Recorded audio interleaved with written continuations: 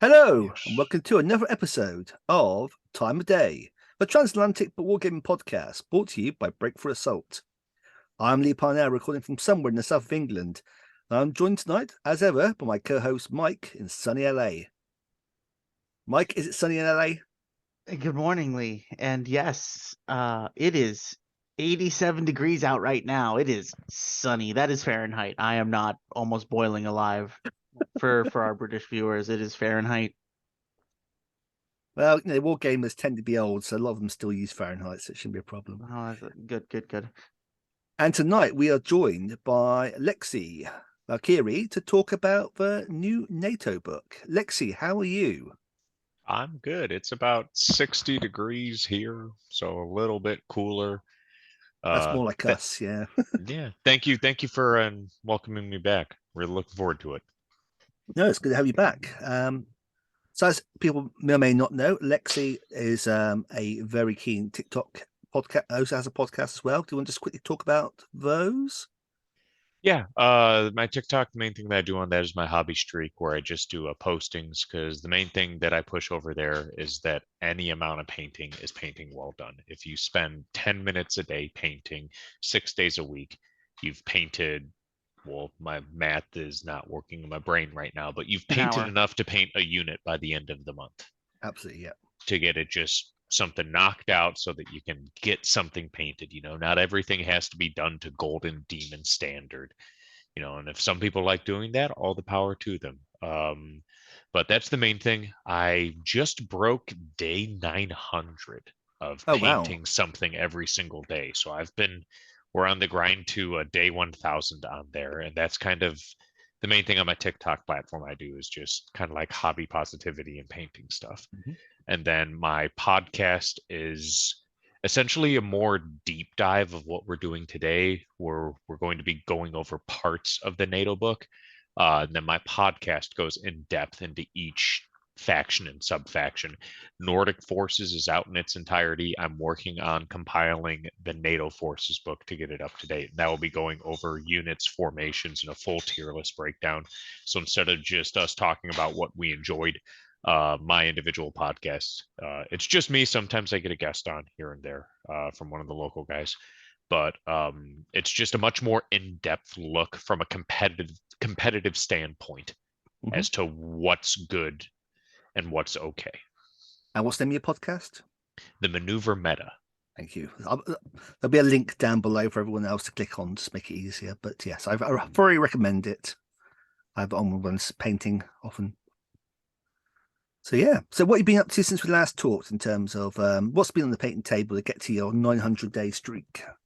Oh man, a lot of commissions actually. Mhm. I have a couple of guys doing Imperial Guard for 40K, where they're finding they recently made the jump into 3D printing, and so they're finding their exact regiments they're wanting to run. So I got a guy doing a full Steel Legion style regiment that he reached out to me asking if I could paint Imperial Guard as Africa Corps.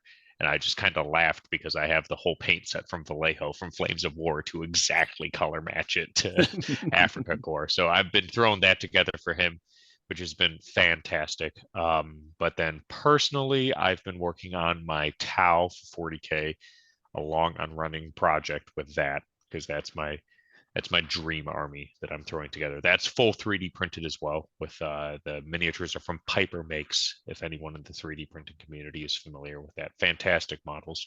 But then for Flames of War and Yankee, um, I've been in the process of painting my Swedes for Adepticon, because that information finally got posted so that I at least have a point total that I can work towards, so I can have that 70 points that I know is going to be there no matter what.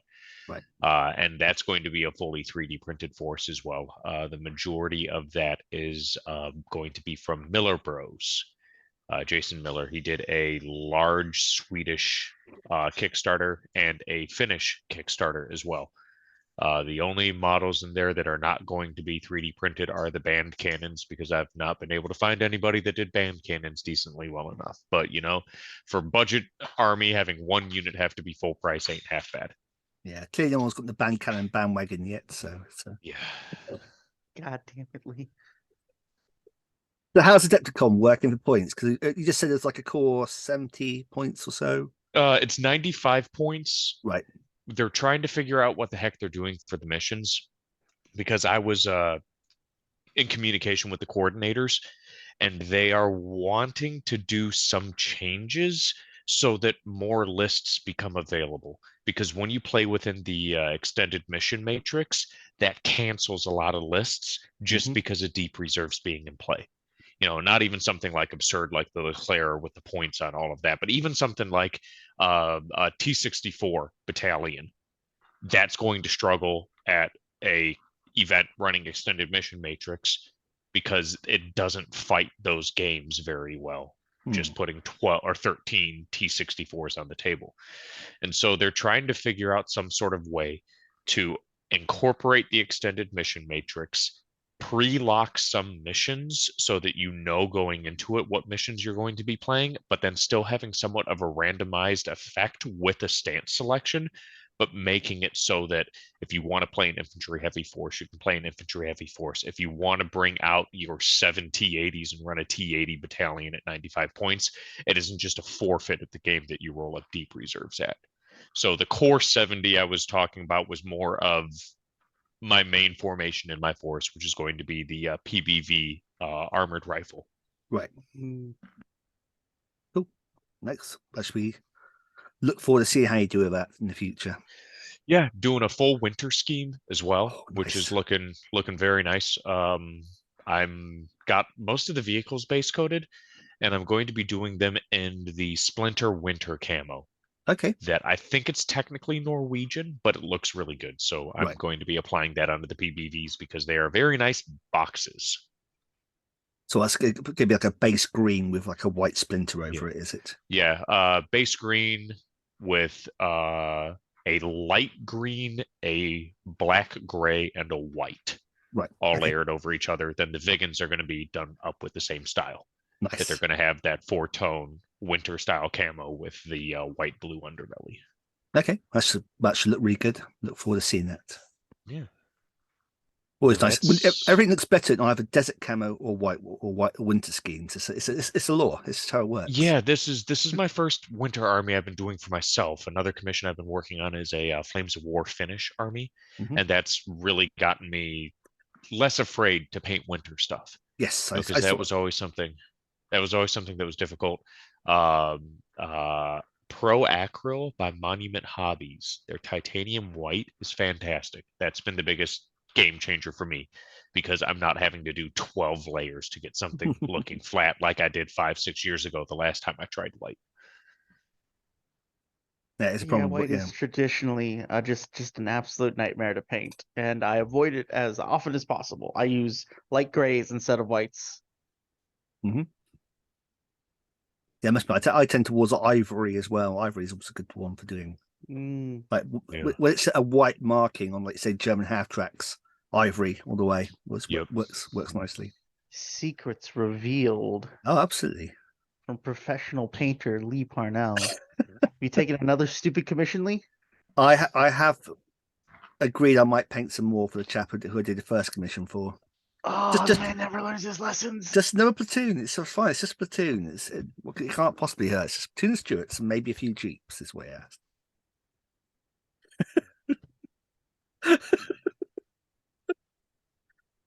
Fine. I can stop anytime I want. Right. So anyway, on to the meat and gravy of the episode today. We're looking at NATO Forces, which is the latest Team Yankee book. Sorry, World War III Team Yankee, to use the proper name.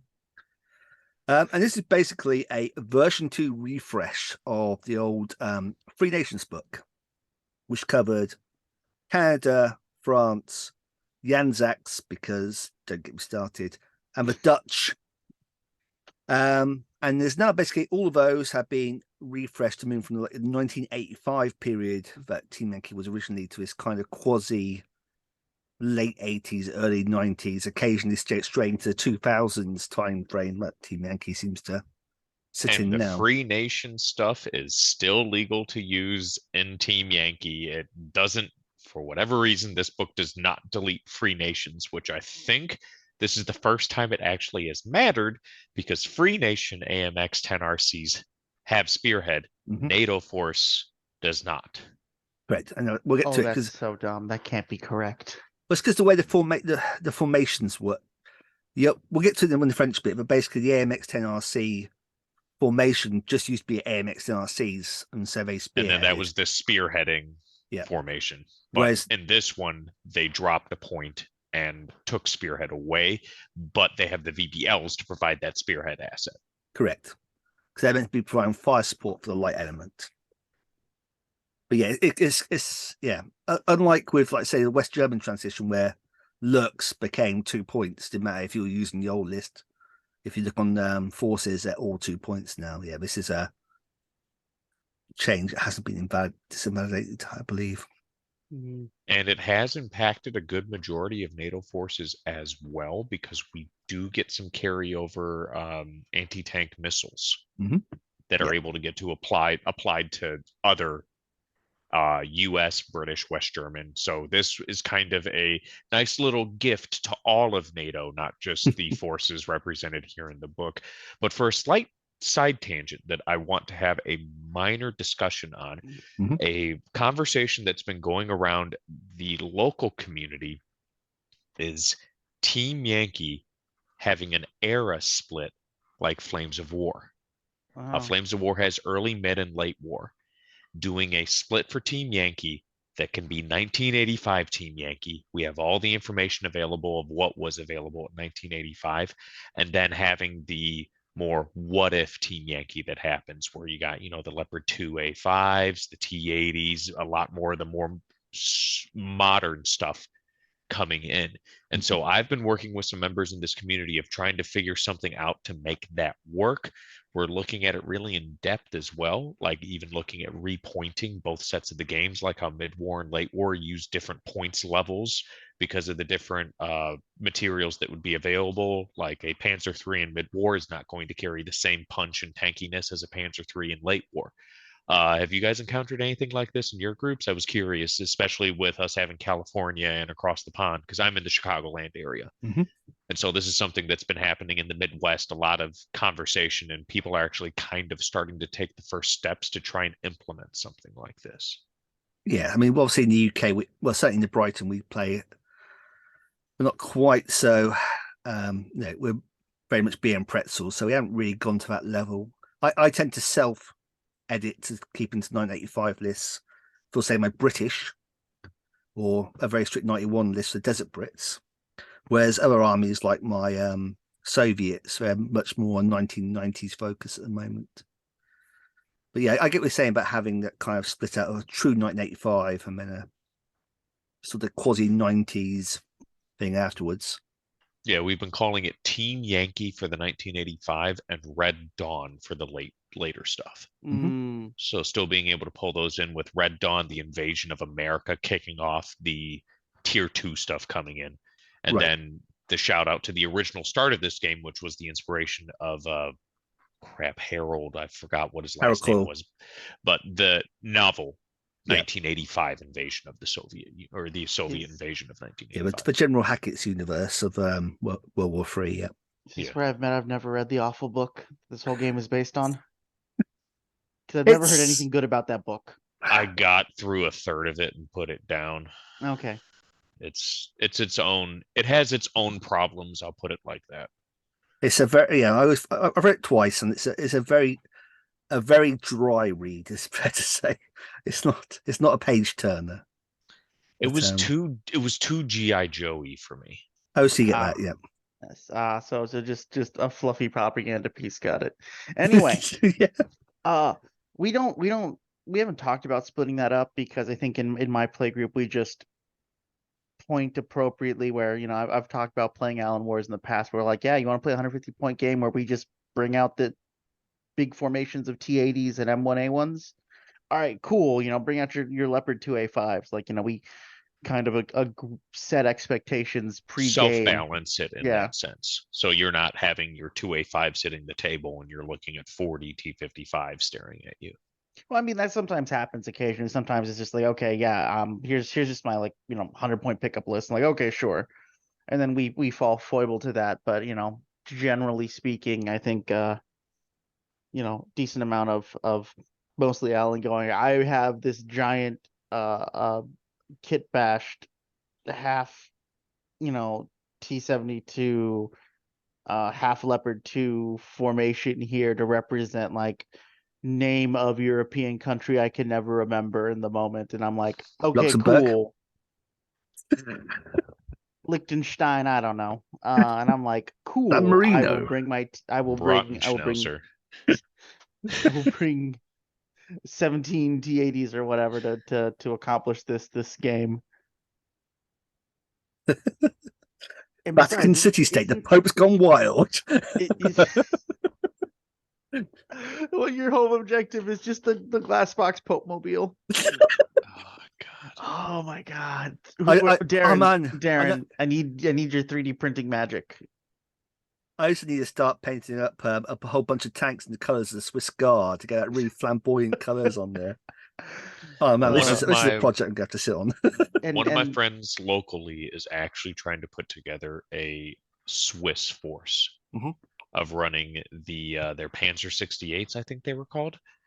Yes. He's looking at using the new Canadian forces to be able to run a 1985 list where his Panzer 68s, he would use Leopard 1 stats on them. Yeah, because 105mm, they were upgunned to 105s, weren't they? Yeah. And this looks like a T-55. Being able to use it's tall. It's more like a Patton than a T-55 for it. And then using the Grizzlies, Coyotes, and Cougars were all Swiss to begin with. Yes, if I recall correctly. Piranhas. So he's trying to make something like that work. So yes, there may be a Swiss Guard army showing up in some of my socials here in the future.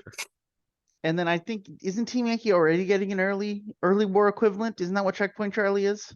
Correct. Yes. So I don't know if that can be called early war though, because I feel Checkpoint Charlie to Team Yankee is like Great War to Flames of War. It's just very much going to be very much its own thing. But I think because can you really call the Great War early war for Flames of War? I mean, granted, it feels like Great War's had more support than early war. Oof, yes. But not unfair, but yes. Yeah, Checkpoint Charlie definitely seems interesting, but it definitely feels like more of a standalone game. And I'm excited for it because we've had Middle East and Asia South Pacific in that era, late 50s to early 70s. And with Checkpoint Charlie, we're finally going to be hitting Europe, which is going to be nice. Okay, so you're saying Checkpoint Charlie is going to slide in more into the FOAN era. Correct. So late 60s, early 70s. Yeah. Yep. And it will be because if I recall correctly, Fate of a Nation and NAM both technically function even with the same army list builder. Correct. So yes, they are. They have the same forces page. Yeah. It says in the book you can mix them in tournaments, that kind of thing. I think the intention is Checkpoint Charlie would also add into that.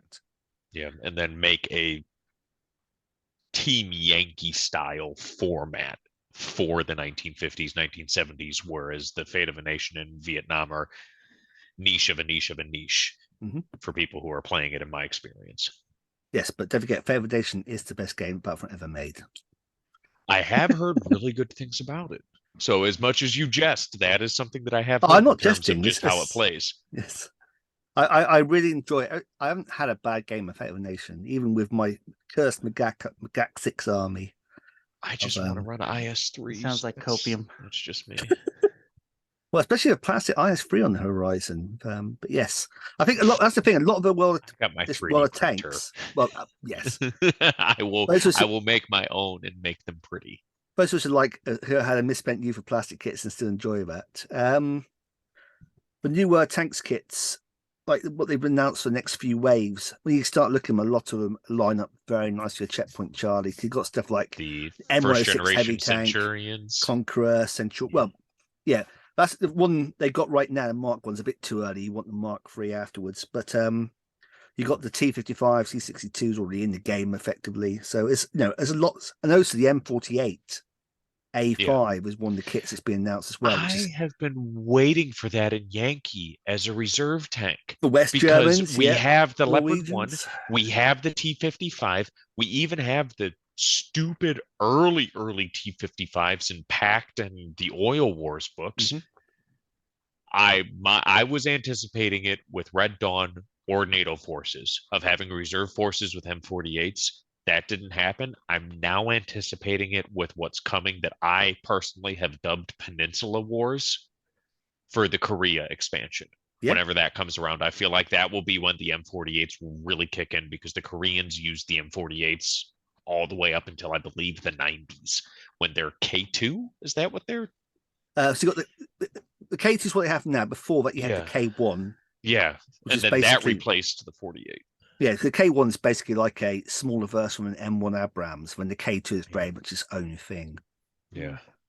Yeah. But yeah, so I'm hoping that will bring M48s into it, because especially now that we have Centurions as well, Yeah. with that's the only thing missing for the early tanks, or the most obvious one. I shouldn't say the only thing, staring at Norwegian chaffies in non-existence. Well, yeah, Walker Bulldogs with the funky up armor. Yep. Yep. Okay. So getting back into the 80s, 90s. We're gonna go through this basically army by army, have a quick look at each formation, have our thoughts about what we think about it. And the first one we come to is Canadians. Now, the Canadians always used to be a Leopard formation, an M130 Met Company. That's now been expanded out to be a Leopard 2, basically then, but getting some old Leopard 2A4s that the West Germans discarding to get 2A5s.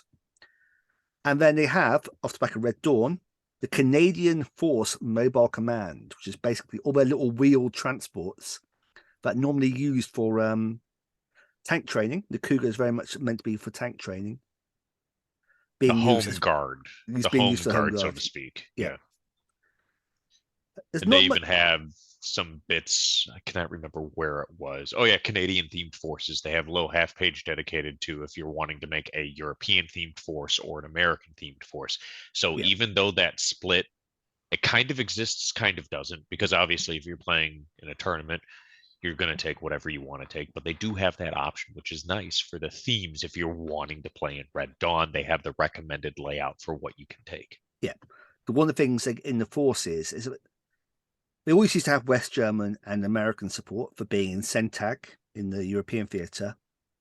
In the Canadian theatre, there was a British training cell. You had a German training cell also in country, and then obviously Americans just over the border. So you get a British allied support, and that's very much there for doing this kind of Canadian home front army. There's nothing saying you can't use it anywhere else, but like say in that little theming section, it tells you use this support for doing forces in Canada and these formations. It's quite a good little flavor bit. Like Battlefront didn't have to do, but it's nice they put it in there just to help theme forces if you are doing the whole Red Dawn kind of as it were. Or even if you just want to run the wheeled AFVs because they look badass over in Europe, you can do that too. And who doesn't love Cougar and Grizzlies in their army? It's Oh god, yeah. Gotta love Canadian naming conventions. You guys go. It's I was saying, why was there never anything called a beaver? And apparently there was. It hasn't made it into Team Yankee universe, sadly. Oh my god. Is it like the Goliath? Does it just like explode comically? Like what kind of vehicle is a beaver? I'm afraid to Google Canadian beaver. Oh, don't worry, I'm doing it right now. That can go one of two ways. Well, I mean, I've Googled Canadian beaver military vehicle, and it looks like an FV432 with a bridge on top of it. So I think we're okay. Well, that would make sense. Beaver, bridge laying, dam making. They kept it in theme. Oh, it's not beaver. It's Beaver. BIBER. Armored bridge layer. Oh, that's maybe it's even worse. Phonetically called. Okay, got it. In terms of the actual force support, there hasn't really been much change. You still have ADATs, which is the craziest system ever. It's an anti-aircraft missile can also kill tanks because that's. I call it the anti-dat shit because whatever you shoot it at, it's anti-dat. But Yeah. can't claim credit for that. That is from a Russian badger over on YouTube. Okay. Just got the blowpipe. More Badger. It's got the blowpipe, which is basically a bit like the British system, but rather than being mounted in a Spartan, it's mounted in a M113. The M109, because it's NATO and everything has M109s, you can't have a NATO force without M109s, hence why it's a plastic kit these days. And of course, the M113 OP. And then you get the West German Allied support, which is a nice mix of tanks, infantry, helicopters, aircraft, and rockets. Get Yeah. the all-important tornadoes. Oh, yes. You've got British Allied support, which is, again, tanks. The Bad. British support just bad. The Harriers. The Harriers. Oh, is a I'm good- sorry, Yeah. the Harriers. Yeah. I apologize to the Harriers and only the Harriers. Of course, the RAF is about blaming all this entirely. And then the American Allied support, which again, armor, infantry, helicopters, and A-10s. Apparently, the US Marine Corps were nowhere nearby, so it's always going to be the A-10s here. No, the And- Marine Corps are too busy. The Marine Corps, actually, fun fact, is always disarmed on United States soil because no one trusts them. Trust my sources. Trust me, bro. Correct me if I'm wrong. You have to stay within one nation for your allied support. I Correct. cannot You have to stay within one I nation. cannot take a tornado strike flight and a warrior mechanized platoon and an Apache unit. You have to stay within the one nation. Yeah, It Correct. says you can take West German, British, or American Allied support. However, And I you could do that Right. and then take a different. Your one NATO formation as an Allied formation could be from a different nation. Then it doesn't say you have to align that way, but yeah. I do like their direction they've been going with these more recent book launches for NATO of putting in essentially a curated Flames of War style allied support diagram, where most of these are black box style units where you'd be able, like if we were playing Flames of War, for example, my one buddy who takes a lot of flack for running King Tigers with his fins using the Flames of War allied support. Oh, he should be But- tarred and brushed, yeah, tarred and feathered. He calls it his time and space shenanigans. They got sent forward into the future and somehow ended up in Finland, and the Finns are never one to leave material to waste. But it's neat being able to see them implementing systems like this, because previously the only way that you could get allied forces in Team Yankee was having to field an entire formation. Mm-hmm. So the thing that's very nice about this is, say for example, I'm wanting to field an M113 mechanized company and I don't want to run Leopard 2s with it for the single unit of Leopard 2s for my one drop support. With this support system, I can now have the options to take Challengers, M1A1s, or M1s in a very similar style list building as you can in Flames of War, being able to take the one. So I'm very happy how they're going with this, because that was something that I felt NATO was missing, because they are small forces, but all very interlinked with each other. Yep. It would not have been uncommon in these wars to all of a sudden have a unit of, say, for example, a warrior mechanized company and a bunch of Abrams just show up. Mhm. Or bunch being like 4 or 6 or something show up in the area because they were sent there to assist. And the Yeah. only way to do that previously was taking an entire company, which makes it difficult points wise, especially at a competitive level. Absolutely. Mm-hmm. Yeah, you get stuff like the Belgian First Corps, where because it was an understrength corps, there's always the intention it'd be reinforced by a British brigade, which then obviously would bring in chieftains or challengers. Mhm. And because Brits always tend to use mixed brigades, we also bring in infantry as well. And you get stuff like in reinforcing Norway, there would be the Royal Commandos brigade going in, but that's reinforced by a Dutch commando brigade as well. So you get, like I say, it's that whole interoperability and complementing forces and stuff like that. So yeah, And it's what really they good. trained for a lot Yeah. of doing those cross national forces of Mhm. working together, and the systems that I love, because I'm a logistics monkey. I love looking at how they finagled all of that, of looking at all the ammunition types and weapons and how they were able to, across multiple nations, standardize a lot of the equipment and still And then make America it be. said no. Yes. After a while we did, but it's kind of interesting when looking at it from the Team Yankee timeline, because we initially put 105s in our Abrams. We did Yes. initially have it in there, and then when we upgunned them, we still upgunned it to the Rheinmetall.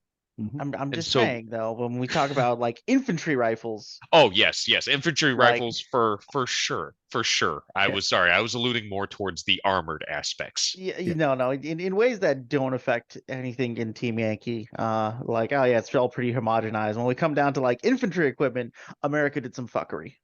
Oh, Oh, yeah. yes. Britain develops intermediate cartridge, basically a bit like the German Stug 44, and goes, right, we could do an intermediate size cartridge because all our research shows infantry combats at 300 meters or so. Germany goes, and America goes, nah, we're going to go stick with 30 cal. We're going to have a 7.62 battle rifle. And America's going, that's like horrendous to fire automatically. Don't care, we're doing it.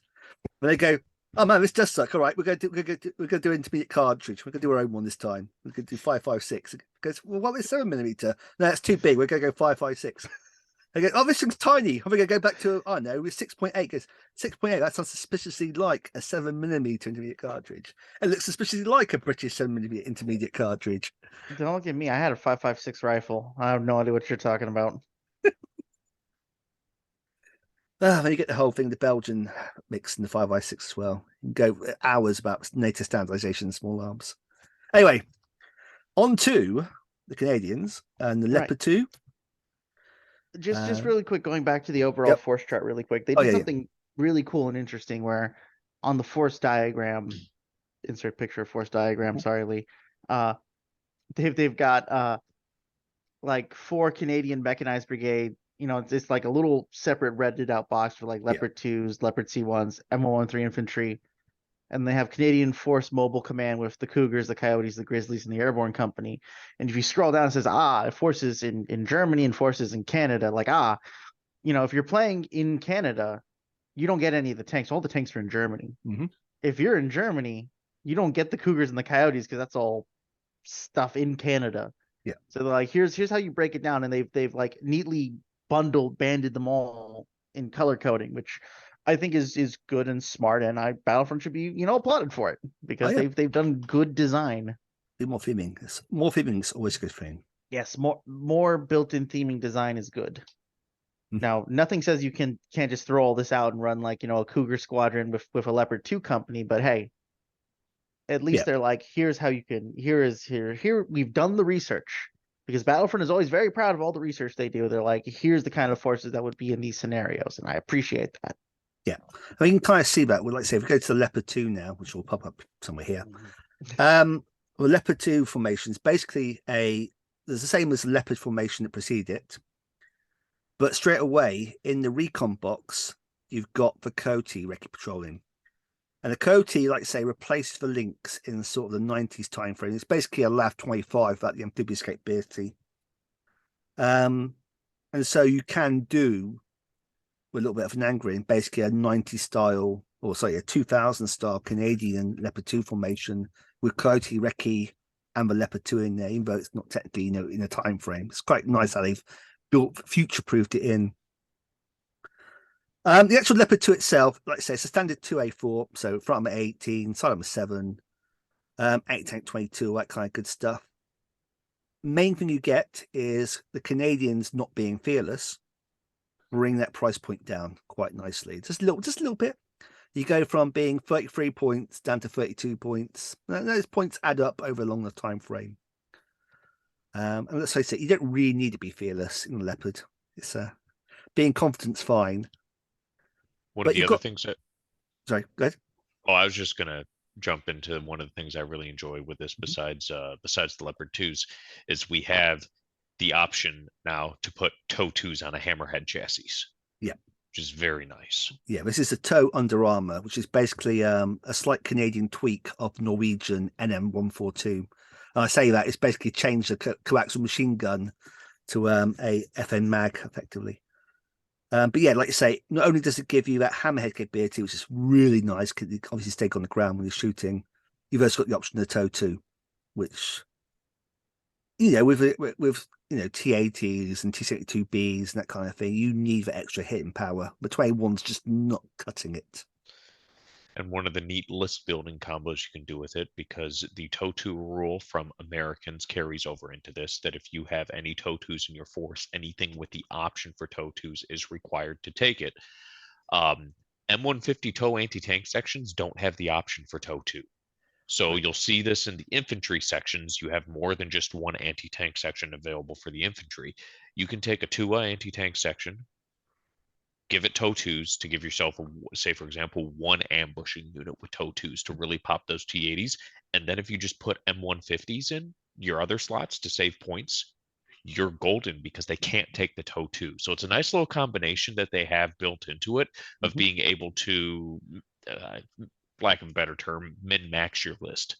Give specific tasks to different units so that you aren't having to dump all of your points into TOW 2s. Yeah, because nothing worse than going to a table prepared to take out T80s and he's got mass T55s. And let's face it, a TOW will kill a T55 just as well as a TOW 2 will. And it's like a point less. I'm not rolling a save against either of them. So I will. Dead is dead. Yeah, so I think it's nice they put this in here. My great issue with this formation is, unlike the West German version, your second compulsive box is still Leopard 2s. Yep. Which makes it a very hard formation to build at any kind of reasonable points limit to get build a formation around. Minimum you're looking at is 52 points for an HQ of one Leopard 2 and then two platoons of 2 Leopard 2s apiece to put 5 on the table. Right. And guys, don't take 2 Leopard 2s in a because these guys we just said aren't fearless. Please do. Or I should say, as a Soviet player, by all means do, but I don't. Just don't do it. I know everyone has to learn some way or another, but it is the worst feeling in the world to watch your 2 tanks that you put a third of your points into, one get bailed, fail the remount, and then watch the entire unit run because your dice are throwing a temper tantrum. I mean, it could be worse. It could be a morale 5+ super tank. I mean, who'd be crazy enough to have a morale 5+ super tank? Well, I mean, if you run 4 of them, you never really have to worry about. You know, sometimes armor is just your armor. That's true. Everyone wants to play weird games with dice stats. Sometimes it's just the number is very good. Yeah, I think one of the big it's a shame that he didn't have the second compulsory box allowed to mix in a Leopard 1. Although that does seem to be just a West German thing, though, because I was diving through the other NATO forces. I don't think any of the others had the option to do the swap out. Yeah, because my roommate plays West Germans pretty much exclusively. He has a couple hundred points of East Germans, but they're still in box, so that doesn't count yet. But a lot of times he will run Martyr 1 companies and double stack the Martyr 1s to get double Gepards and double of their 120 millimeter mortars, running a Martyr 1 company and a Leopard 1, or Martyr 1 platoon and a Leopard 1 platoon within the formation. So he'll still get his 2 infantry platoons, but then he'll also get 8 Leopard 1s, and then it will free up points down the line. And then usually his combination will run with that as a black box support unit of Martyr 2s. I don't see that level of customization available, even with this new book, for you to be able to mix and match, cherry picking exactly what you want, like the West Germans can. Yeah, I think it's very much Battlefront trying to emphasize the whole idea of West Germans continuing their World War II thing of battle groups and the camp group idea, mixing forces as you need it. And that's why they tend to have a much more flexible formation than anybody else. And I think you're exactly right there. It is just them that get that. Right, next formation is Leopard C1. So this is like the one that's really existed. So Leopard 1 battle tank. You get 1 point in comparison to West Germans, and you get brutal on your Leopard 1s. And it's not just that. You also get what I really like this is the HQ platoon. You can have up to 3 Leopards in the HQ platoon. You can take 3 for 10. Yeah. So you can really go wide with your Leopards here. Like I say, that extra thing of having the brutal makes them a very nice infantry support tank as well, which is really handy for digging stuff out. Especially with that moving rate of fire too, with the stabilizers. That's something that I definitely miss with my S104s. Moving into position to fire and only getting 3 shots to dump in. These guys can move forward with the 6 or 8, and that all of a sudden becomes very scary to the units hiding in that church downtown. Yeah. I've got an article I'm writing at the moment, just comparing all the different Leopard 1 formations in Team Yankee. Try to rate them. King of the Leopards. Oh, so it's King of the Leopards. Because I think for I think either these or the Australians are vying for top slot along with the West Germans. because as a formation, like say, you've got up to 4 platoons of tanks and a separate infantry box. The infantry isn't taking one of your tank boxes, which is quite handy. I mean, I would argue 5 with the Canadian HQ being able to have 3. Yeah. You can Absolutely. run a That's- HQ of 3 and 4 units of 4. That's 16, 19. Leopard That's 19 ones. Leopard 1s in formation. That's, yeah, what's that? 13, 26, 52. So 62 points. That's good. You can still have points for other stuff in your army after that. Yeah, that's not bad. That's a lot of Leopard 1s. Think Yeah. of all the T-55s you can kill. Well, that's it. If the local meta is mass T-55s or T-62Ms, the Leopard is a very natural answer to that question.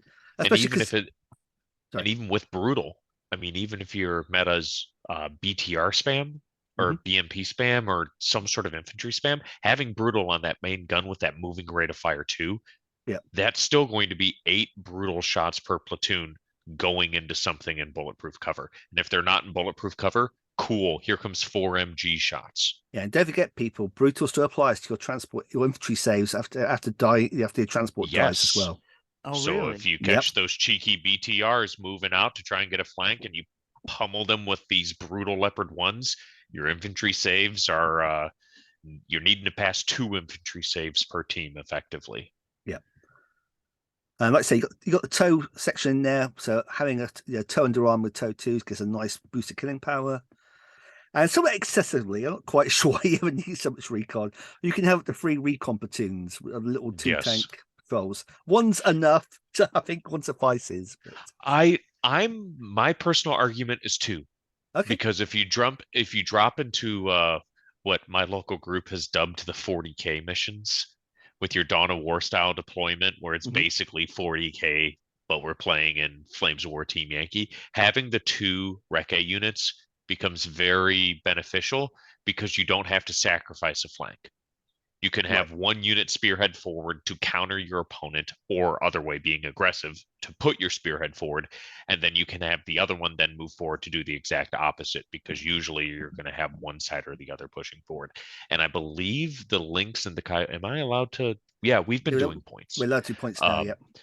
The Lynx and the Coyote, they're both 2 points apiece for 2 vehicles, and it is very interesting. In my podcast, I'm going to have probably a 10 or 15-minute segment where I break them down. They are very close in how they work. I could see an argument for some people taking the Leopard C1 squadron, having 1 Lynx patrol, and then the other 2 being Coyotes, or vice versa, mixing them up, because they both do what they need to very well. And so it's not a straight situation of, oh, the Lynx are straight better than the Coyotes for mobility purposes or something. They're both really, really close in how they work. Yeah. Like I say, having a Coyote exploit the road dash is kind of handy for that bit. I mean, having the Lynx exploit the terrain dash and the cross-country dash. And the Coyotes cross isn't even that bad either at a 4+. But will vehicle, absolutely. Yeah, for a 5+, it's not that bad. And the Coyote has the LAV turret on it, which has the Bush. It's not the Bushmaster, but it has AT-8. Or is it the Bushmaster? It's a Bushmaster 25mm. Yeah. Yeah, and so that thing can really take on a light armor roll. Those BTRs bouncing across the table, that can really mess them up. And the mobility isn't even that bad. The cross-country dash on the Lynx is 28 inches, and the cross-country dash on the Coyote Recce is only 20 inches. Yeah. So it's not that much of a shift, not like in Flames of War, how the BA-64 is like 8 inches, 10 inches, 12 inches, like just this tiny little increments of they spin the tires a little bit. So Buffer clearly hated that vehicle and just like, all your stats are being turned down. I used to have Jeep mobility. Those things used to be little nippy little buggers. But either way, very interesting comparisons between the 2, especially with them having the exact same points cost for the exact same number of bodies. It really enables someone that if they like the Lynxes or like the Coyotes, they can go heavy into either or, which I always love when you have options that fulfill the same slot for the same points that do things differently, because then that makes the game have complexity and interesting interactions happen. Yeah. Yeah, any sort of good rule system, if it is no brainer choices, if there's no brainer choice, that means you've done something wrong on your balancing. Frankly, is if you have to think about what goes in your army, that's always a good thing. Next up, M130 Mechanized Company. I'm a big fan of this formation. I think it's a very strong infantry formation. Both this and the Grizzlies I have listed in my podcast as very, very high on my tier ranking list. Yeah. Mainly because of kind of what I was alluding to with the Leopard 2s. You have 3 anti-tank sections with all of them having the option of the M150s or the Tuas. So you can put the Tuas as TOW 2s and then still get your TOWs going wide to deal with T-55s. So you can still put, and even if you just go base TOWs, that's still 9 towed launchers in formation. That's still a lot. That's more TOWs than a West German infantry company can put out. Yeah. Or in comparison to Milan's, AT-21 being the flat number I'm looking at there. And their TOWs, which have that range bonus, because I think they're 48. 48 inches. Yeah. So. Yeah. 48-inch range on the TOW instead of the 36 that Milan ones are.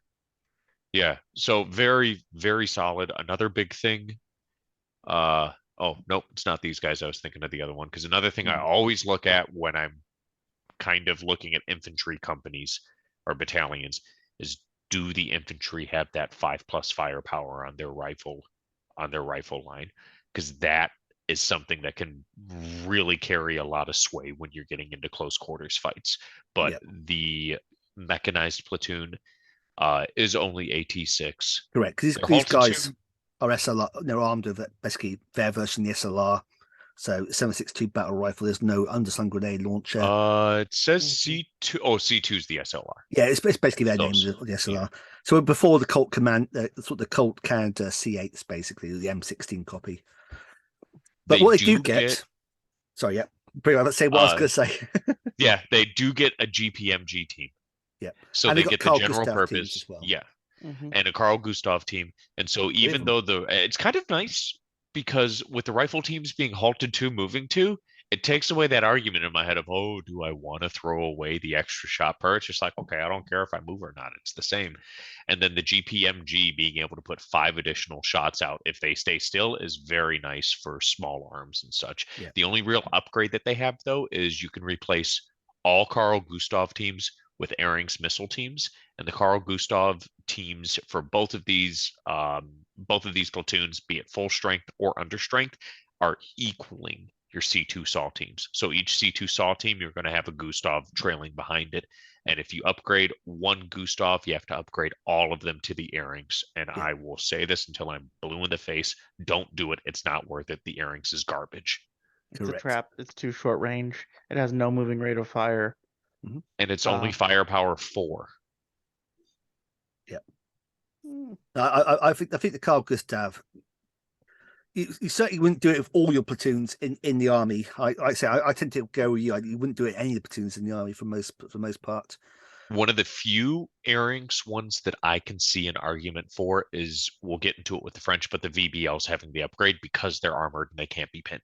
Yeah, I got the so slight argument there, but short range, there's ways to defend against ERA already in play. I have had T-80s get nuked by me missing the fact that there was a full platoon of Leopard 1s 7.5 inches away from the infantry unit that I just assaulted. Leopard 1s into side armor will kill just as quickly as anything going into the side armor of a T-80. Ain't no tank can stop a fin round in the side, that's for sure. Exactly. So there's ways, what I'm trying to say is there is ways to deal with ERA. Do not fall for the Airings trap. Or do, and it makes my choices easier if I run into you at an event. But that's not what my goal is. I want everybody possible to be able to play well. Or at least well in my eyes from a competitive standpoint. Make a game of it, exactly. Yeah, so, I mean, the formation overall looks pretty solid, up to 3 TOW types of sections, up to 3 recon sections, 2 to 3 mech platoons, the M125, which is just another 113 variant with mortars in it, and then you get your pick of Leopards. So a very wide formation. Yeah. You And can what's- definitely 1, anchor 2, that 3, 4, formation 5, down 6, with a 7. bunch of trash. Yeah. You can have 12 units in this formation. Yeah, and it's nice because the tanks aren't competing with the third infantry. You can have the tanks Yes. and still have a third infantry platoon, which is really nice. The And- one, sorry, go ahead, Lee. No, I think that's right. Go ahead. The one downside that I had in this formation when I was going through it is they don't have the German 120s. Having a 4+ firepower on your mortars is always something that kind of feels bad. You do have the nice option that I mess around with of taking 2 for 1 point for the 8-inch smoke screen. Mhm. Being able to get a smoke screen down for 1 point is handy, and being able to just kind of derp around for 1 point in the off chance that you succeed one of your hits. I've done that with my Americans before because they'll have a lot of 1 mortar units, and it can be surprising, but in the world of Team Yankee, a 4+ firepower on an artillery template, it leaves a lot to be desired. It's But handy. you can't put 8 of them in a single formation. That's a lot of guns.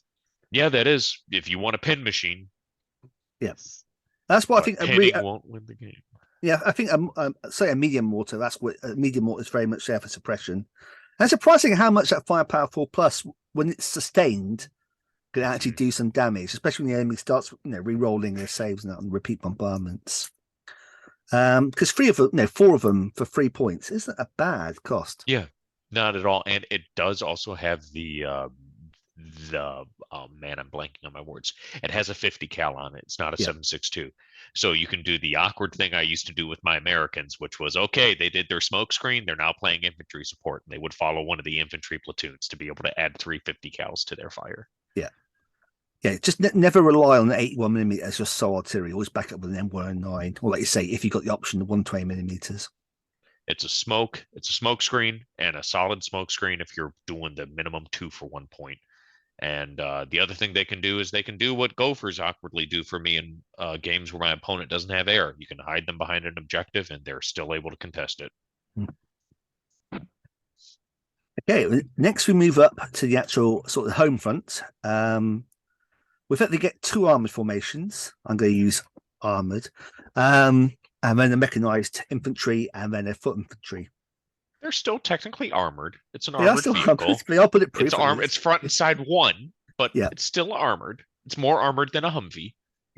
So it's basically we're very much going wheel tanks here. 2 flavors. The first one is the Cougar Armor Squadron, which uses the 6-wheeled Piranha 2. No, it might be Piranha 1 chassis. This basically combines that 6-wheeled chassis with a Scorpion turret. So you've got that nice little 76mm with no sneak and peek, which is a big boon because that's always been the downside of that damn turret.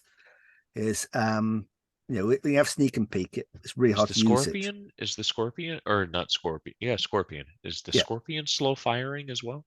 No. No, I think that's Because compensation. You can't shoot it at all. So if you move 6 inches. So the Cougar can move your full 10, get a shot off, but it is slow firing. But it is slow firing. Yeah. And 5+ cross on these as well. Okay, The it's only 6-wheel 6 wheels. chassis is only a 5+ cross. Yeah. Which actual is, I was just going to say that's something that I put a lot of stock in, because having to have units. I am horrible on my words today, gentlemen. I'm so sorry. Having a high cross check makes it so that you can't go where you need to all the time. It makes it so that your opponent can play the table, because they know in all likelihood if you try to cross, you're going to get stuck, or you're just going to ignore it, which then makes your areas of advance easy to see. Mhm. So having a good cross check is something that I put value in. And even if it's a 4+, you can follow me to make it a 3, which makes it better. I mean, having played Panzer 470s and their cross 5, it's amazing how often that bites you in the butt at the worst possible times. My Flames of War list for Bulge Germans is the 470s with the armored company. They are flak 88s that sit still in most of my games. Yeah. The actual formation. Sorry, go on, Mike. No, it's just the Cougar and the Coyote are both 3 or 4 points for 3 or 4. They're all a point each. Yeah, 1 point per 1 point per body, which is nice. Yeah, but it's just like, as much as I think like, oh yeah, having an AT-14 gun hanging around, I think like in every other, I think the Coyote's just better. Like you get more shots out of the chain gun. It pulls double duty as anti-helicopter. That stupid AT-14 gun is heat, slow firing. Like the advantage that hit brings is the smoke canisters. Mhm. The That's Coyote kinda has think- thermal imaging. The Cougar only has infrared. But also amphibious if you want to do stupid things. But this is very much like this doesn't even get the benefit of like BMP-1 versus BMP-2, where the BMP-2 has like a clear technological advancement. That, like the Cougar is just a much worse BMP-1. Mm-hmm. What I just noticed actually, while you're talking about that, the Coyote actually has a better assault and counterattack as well. I hadn't realised it before. Yes, yeah. Cougars are because are of the 5+. cross Yeah. check. Right. And okay. yeah, and so what ends up happening when I was toying with all these different lists, I always would lean on the Coyotes more than the Cougars, because the Coyotes do their assigned task much better than the Cougars. The Coyotes are able to, in all likelihood, get where they need to get to. They're able to move and fire, which is very important, having that halted 3, moving 3, being able to put 12 shots at AT-8 out. That's no saves for BMP-1s, anything front armor 1 or side armor 1 or less. That is no saves on it. Shilkas, Gophers, Carnations from the side. You get 3 of these things next to them. That is 9 shots pummeling their side armor. That is something that is terrifying for an opponent to have to deal with at 1 point per vehicle. They have Not to mention better dash speeds. yes, and that was what I was just going to say too. They got respectable cross-country dashes at 20 inches. Yeah. That's nothing to scoff at. And they got the 3+ skill, and like Lee said too, with the 4+ assault and counterattack. The thermal imaging, I put weight in because in the off chance that your opponent throws night fighting at you, that is definitely something Or that you smoke, can direct fire smoke as well. that is something that when I'm playing NATO, if I have thermal imaging, that is something that I will throw at pack players to really put a wrench in their plans, because being able to have something with thermal, something that a lot of people miss, thermal does not suffer +1 to hit in night fighting conditions. They fight as if it was day. You still have to check your range. You still have to see if you can see them, but when you shoot, you are starting at flat rate of fire. And it turns into a pseudo situation of having a bad tank against no tank is better. Having a thermal keeping you hitting the pack player on a 3, and then the pack player shooting back even after you shot is hitting on 5s, that can really, really mess up a pack player's day. Yeah. The amusing thing is, this could be the only time we have this discussion about 76mm versus 25mm. It's going to come up again later. Yes. But in similar vein to all the other Canadian formations we've looked at, these are very large formations. You have a lot of units. These can be very, very difficult to break, which is something that I'm enjoying with what Team Yankee has been doing going forward. Each book that I see, the formations that are getting put out are much larger formations. It looks like we are moving away from the era, as I say that as French is our next one, of 1 HQ and 4 options. Yeah. Which the French do suffer from, yes. Yes, but being able to go wide with stuff like this makes it so that you can feasibly make a list that it is so statistically improbable that you will be broken. You don't have to have that thought in the back of your head until turn 5 or turn 6. Don't threaten me with a good time. I can lose this force by turn 3. Trust me. But yeah, you have 4 armored troop options in both. You have an infantry option in both. You have the triple recon option in both, and you have a single anti-tank slot of the ATGM on the chassis, be it TOW or TUAs.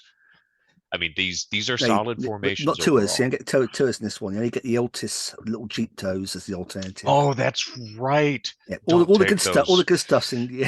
Yeah. Only if you're doing airborne. All the good stuff is all the good stuff is in West Germany. I mean, the actual formation is basically the same structure as Leopard formations. It just swaps out what the things are. Just with the Cougars and Coyotes, which kind of lends to what you were mentioning earlier, that historically the Canadians use these to train their tank crews. Yeah. So these formations carrying the same layout as the Leopard formations, it's a neat little touch of a layer of history that they brought into it. Yeah. You get the same sort of thing with the next one, the Grizzly, which again, structured very much like the M113 company, just swapping out Grizzlies for M113s, swapping out Cougars for for the actual tank formation, tank platoon, and like you'll say, your tow sections can only be the M150 or the Iltis.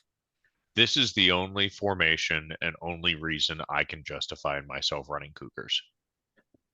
Having the one awkward unit. Yep. You only have the one. It's a gray box. It's something you could throw at your opponent. As a fire support unit, yes. It's fine. I really enjoy this formation, though. Mm-hmm. I really enjoy the options that it brings because you get 5, 6, 7, 8 infantry teams and 4 Grizzlies for 6 points. That's a lot of 4+ hit on infantry teams. Yeah, because the infantry quality is exactly the same as M113. You just get 2 less Carl Gustav teams, which are swapped out effectively for more for more of the actual C2 teams. Which is very, very valuable for my meta in the Chicagoland area because the hyper competitive players, you are seeing a lot of very wide BTR and BMP lists, hordes of Soviet infantry crossing the table at you. So being able to have 4 vehicles with 3 MG shots, 5 infantry teams with 2 shots, even if they're pinned, that becomes very valuable just in whittling those numbers down. Yeah. And 6 points, 12 points, 12 points for the double, 13 for the full requirement. That is a lot of 4+ hit on infantry for 13 points. That's going to be difficult to shift. And then you got the awkward infantry power armor save where you can feasibly run them around with them being larger units as well without having to really worry about taking anything unless the entire army targets them. Yeah, you do suffer a distinct lack of Carl Gustavs compared to the 113 formation. Yes, but you do get the 9 toes. You can dump the 9 toes in with the M150s, which is very nice. And I feel that the lack of Carl Gustavs, if you take that into account when you're list building, this becomes very competitive. Hey, because you're still pretty vulnerable to being run over by super tanks, but you know that's about positioning and whatnot. So what do you reckon? Do you Grizzly over M113? I like the Grizzly over M113, but I pair it with the Leopard 1s, so I get 2s.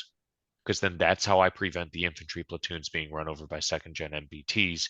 I have 6 TOW 2s hiding, hammerhead and corners to take out those little ones, and then I'm usually running, I think, 5 M150 sections for the other TOWs. So the extra Gustavs I don't miss the Gustavs for an M113 unit, for lack of better terms. Right. Having the more number of infantry teams, especially with my local meta being so infantry heavy, this will run a lot better than the M113. Granted, it is having a lot of trade-offs. There's a lot of cons that you got to work in with this, but with list building and gameplay, you can definitely take the man, I'm blanking on the word again. We're continuing with my theme of my brain not working. You're able to take the specialization that the Grizzly mechanized platoons can put forward and min-max your force. You have your infantry killers, you have your tank killers, and you have your artillery killers to get back to that old rock, paper, scissors kind of situation. Okay. All right, so next we have the Canadian Airborne Regiment. Yep, only the 2nd Airborne NATO force after the 82nd, but yes. But no, there's the Jaegers. Of course there is. Yes, the commercial Jaegers. You're absolutely right. The Jaegers. There's the Lynx. Fallschirmjägers. That's it. Sorry, that's what I was thinking of. There's the Lynx, the ever infamous 8 Milans. Yeah, Lynx don't count because just like Eddie's going to give you grief for getting the Fallschirmjäger. Exist. It's not Luftlanders terms. I get away with it. Oh, you know what? You're right. Duncan will give you grief for getting the Fallschirmjäger. Correct. Exist. Yeah. But yes, air assault. These use the air assault rules because it's Red Dawn style. Mm-hmm. And you get this is the name of the game here is basically massed infantry. I will point out that there is no rule caveat to let you use the big helicopters.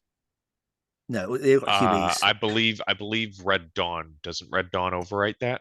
No, so Red Dawn does not cover the Free Nations, nations at all. It just had the map in it that showed the Grizzly on it that everyone went crazy over because of the preview with that. And Canada that's right. Correct. Canada didn't buy Chinooks until basically the 2000s. It's all used before then. So yeah, they're very much medium helicopter based. Because they haven't really got anything that requires it. There's no like support tank here, like the Weasel going in the back of a Sea Stallion or dropping CVRTs off.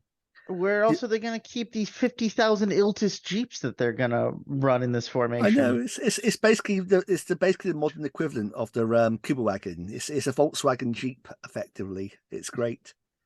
I say great. It's actually terrible. I'm not gonna lie. The infantry's great. Big. You get 3 platoons. They're big. You can add extra machine guns, mortars. Maybe put the Ericsson if you really fancy it. Probably not. Shaking the head. Well, this is one of those awkward situations where since you are only replacing one Carl Gustav, you're not putting that many points into it. In comparison to the M113, where you're having to replace all your Gustavs, these units only have one Gustav. So if you have extra points left over, okay, cool. If they're pinned, it doesn't get to shoot. If they're not, that's something your opponent would have to contend with. Yeah. But I will die on the 4+ firepower hill. That is what put the nail in the coffin for me with it. I will point out that if I'm reading this weapons card correctly, if you do upgrade to the Eric's missile, you get an actual rifle shot back in exchange. So yes, correct. It can fire as a rifle team. Little bit of a boost in an unexpected way. Although a single AT2 firepower 6 shot, I don't think makes a big swing compared to just firing a Carl Gustav at people. It could be the difference between pinning a unit that's assaulting you, though, because you're not having to worry about slow firing if you're pinned, like with the Gustav. That is true. Because if it's one shot, cool, that's one extra shot that's not having to worry about an additional +1. Mm-hmm. Yep. Interesting. I did not notice that, though. Yeah. In terms of support assets, you get potentially a big unit of mortars, up to 8 of them. A big unit of 50 tripod mount, 50 cows, again up to 8 of them, and quite cheap at 4 Interesting. points. Very interesting that you Straight got your BMPs, Flames of War, your Flames of War style units. Going back to the airborne platoon really, really quickly, though. Yep. In a throwback to Flames of War American, you can put 160mm mortar in the airborne platoon. But it's overhead more fire. like the British. Yeah, it is more like the British because it's overhead fire, slow firing, and smoke, so you're able to lob it over. But it gives you a 4+ firepower 16-inch weapon. Yep. Mm-hmm. And a fun little 4-inch smoke cloud if you're really desperate. With direct fire, not bombardment, it's direct fire. Yeah. So it's just like one little 2-inch ball. You can have if up to. Really want to annoy your opponent? Let me tell you what. The little 2-inch smoke ball is kind of hilarious. Yes, It's very annoying. And then you get up to 3 Iltis tows or Iltis recce. The tow is just the ITOW. You don't get the option of upping that to a tow 2. It's only 2 vehicles. It's only 2 points. 2 points for 2 vehicles that are unarmored. They do have the thermal imaging, and it is a 4+ save. So they have that awkward level where they're going to be getting a 4+ save against everything, which is good against high AT stuff. But it's easy enough to counter these because you're just going to spam MG shots at them. I mean, my tow jeeps in Fate of the Nation just died to artillery or all kinds of things. I think occasionally I'll get a fire off one salvo when they die horribly the next turn. So I actually kind of like the Iltis recce patrols because it's 1 point for a spearhead. Yes, 1 point for an unarmored spearhead. It's got the 20-inch cross country dash with a 4+ cross, which is same as the Coyote, which is good. No assault and counterattack ratings though because it is unarmored, but 1 point, 2 points if you run 2 of these. That's not bad to get your double bubble. Yeah, potentially get those tows into a decent position. I mean, the tows are your only long-range tank for this formation. Yes. So unless you pair it up with another formation, which you probably will do because it's a cheap formation, you kind of need those ultimate tows, as bad as they are, to give you that anti-tank. Yeah, because what it is missing that would have made this very, very good is a dedicated Tower Milan man-packed section, like the Lynxes. How the Lynxes get it. Yes. Although I'm pretty sure historically they wouldn't have had that. Correct, because they always the Canadians were forever darting around the idea of buying Milan. Eventually, they bought Ericsson instead, so they never had a man-portable medium-range anti-tank system. They had basically until they get Javelin later, basically. So moving on to support Well, weapons. just and quickly. So, units. as Oh, a formation, do you think there's anything to actually using competitively, or is it just really keeping it for the themed air landing missions? I think this is just for the air landing missions. This is not I like a could formation. see a very light argument for 17 points. 2 minimum strength airborne platoons and helicopters with the HQ, and 2 of the Iltis or whatever the heck they're called, Oh, the this, yeah. unarmored recon platoon. Because you can counter an opponent in some missions with the helicopters.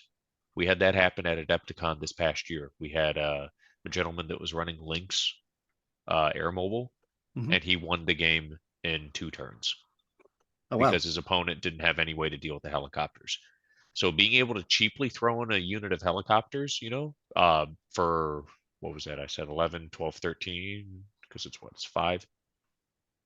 Yeah, Like doing a 13, bare 14 minimum. points on depending on how much spearhead you want to put in. Yeah. And it's another formation in your force as well. So Mhm. very cheap, something that if you have the extra points for, I could see an argument for it. Would I build this as the core formation in my force? No. Okay. Support unit wise, like I say, M109s, you get the short and long barrel versions. Always handy to have a 3 of those, backing everything up.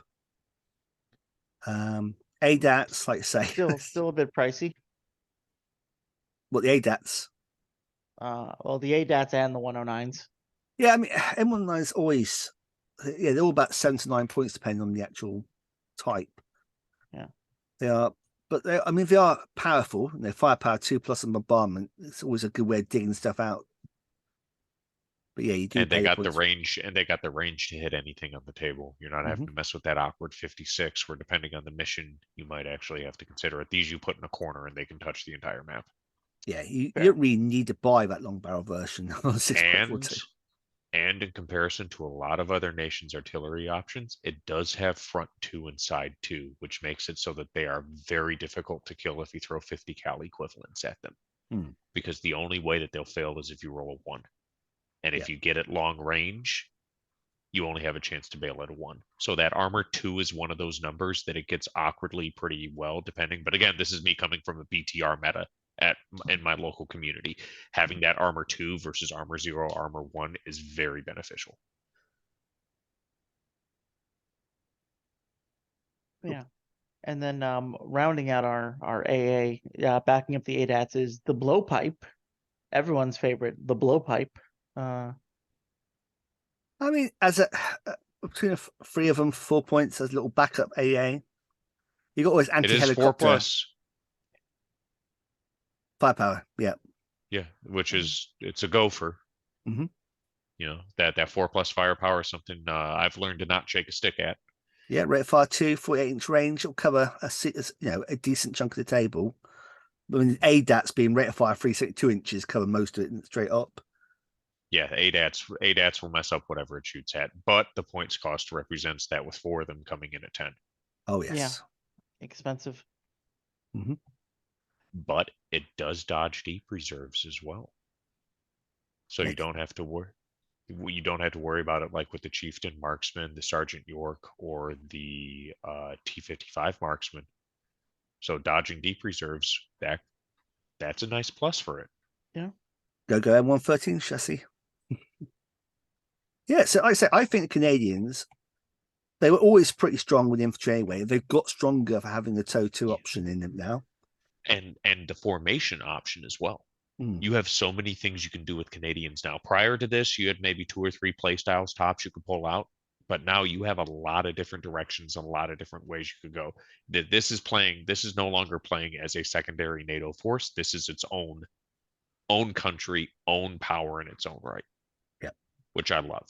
It's definitely one of the more fleshed out armies now. So just to wrap up talking about Canadians, because we still have 4 other nations to get through. What support package do you guys take? The West Germans, the Brits, the Americans? Who do you think complements the Canadians the best? It depends on what you're going for. I personally feel that if you're going for air support options, you're going to just go Harriers, and that's going to be the only thing you touch in the British tree. Because British Harriers, you get that cluster bomb that is actually scary, unlike the American Harriers, where it's like a 5+ firepower or something, I think. Yeah, maybe you take the toe lynxes too if you really want a little more quality Yeah, ATGM. not Yeah, bad, and I it's can just- see an argument, for the challengers as well. And something that is very interesting that you're able to do, you can take either of the infantry platoons and pop them to Milan 2s and only have to pay the tax on the one unit. Yeah. So you can Yep. awkwardly do that. I lean more into the West German that's what I go. half. I'll do the M113 and actually the Lars Raketen for all of my lists that I play over 90 points. I try to put 3 templates in. But again, BTR BMP meta in my home area. So needing the Plus- 3 templates is important. And the tornadoes are very, very good as well. And the part, anti-tank 23 hot missiles, so pretty Yeah, handy. that takes care of pretty much anything. But Yeah. I can see an argument for the Americans as well. I Being mean, able to slap four Cobras, an M2 Bradley, an M1 Abrams tank platoon if you're wanting to Yeah, go I- super tank. I think my pick is the Americans because again, the Apache is very expensive. The Cobra is still quite good for what it does. Especially the toe twos. It closes that Yeah. gap with the Apache. You are a little hamstrung if you decide any toe twos anywhere in the thing because then you're stuck toe twos across the board. But You can get around that with the M150s. If you throw toe twos on your Cobras, just run M150s everywhere else. Yep. You don't got to worry about the tax. The American infantry, I don't know. I don't think you're taking anybody's infantry in any of these. I think the Canadians' big party trick is how good that infantry is. Yep. The Warthogs are too expensive, but just for the Abrams of whatever version you want, if you're running a lot of infantry, then having a 1-drop of M1A1s and then some Cobras IPM1 would be good. Yeah, IPM1, yeah. in my book, that's the best 2nd gen NATO tank. I don't think you need IPM1s because you've got Leopard ones here. Honestly, I think if you are looking for, You'll go for I extra think- killing power if you're going. Yeah, exactly. You're putting the M1s in. you're looking for here's my 1-drop that is also going to wreck is going to wreck the other guy's 1-drop. Here are my super tanks that I can just drive into infantry. I go for survivability with the IPM ones because AT-19 makes it so that they can face off against T-55 hordes and Leopard 1 hordes and Centurions and not have to worry about it. So that's where my IPM ones come in really good on. The AT-20 with them for having the DU is enough to deal with it. And as like you said, like a 1-drop, it works out solid. Also true, yeah. Cool. All right. Okay. French. Oh, the French. I mean, we're not bad. They're always a pretty strong thing in the last book. The thing is, I think the things that were strong about them, which is mainly the cavalry units, are still the ones that you go with, as we'll go on to. But yeah, we can kind of do a quick overview on this for sake of time with how long it took us to go through the Canadians. One of the other caveats I always throw out whenever I'm talking about the French is they are a very high skill cap. That morale 5+, you have to know exactly how much damage your units can do on average and how much they can receive, because when they hit that runaway level, you're looking at the same issue that Czech players run into. You do not stay around, or the Czechs even have a better morale than them. I think the Czechs are a 4+, but that is the big downside to the French. But you do have discounted points in areas that can matter when you're list building, and not enough in other areas. But you can play around it. So if you play the French and you play them regularly enough to be able to get that figured out, they will reward you. Yeah. Insanely well.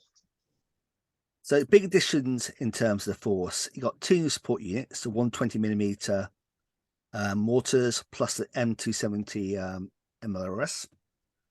Other than that, the actual force support largely stays the same as it previously was. You terms still of have your formation- excellent helicopters. Oh yes. Yeah, I mean, still have those helicopters. God. There's a very good case for making a NATO leaf blower list, basically based on the French, by having all 4 aircraft things maxed out and just wreaking havoc. One of my buddies, that's his main list he runs. He has them painted up as desert. He's got all 12 Gazelles and the 4 Mirages. Nice. And that's just what he rolls up to events at. People love him. This is the same guy that plays the King Tigers and the Finns, if you couldn't guess. At least this one is in keeping with actually being in the army, but yes.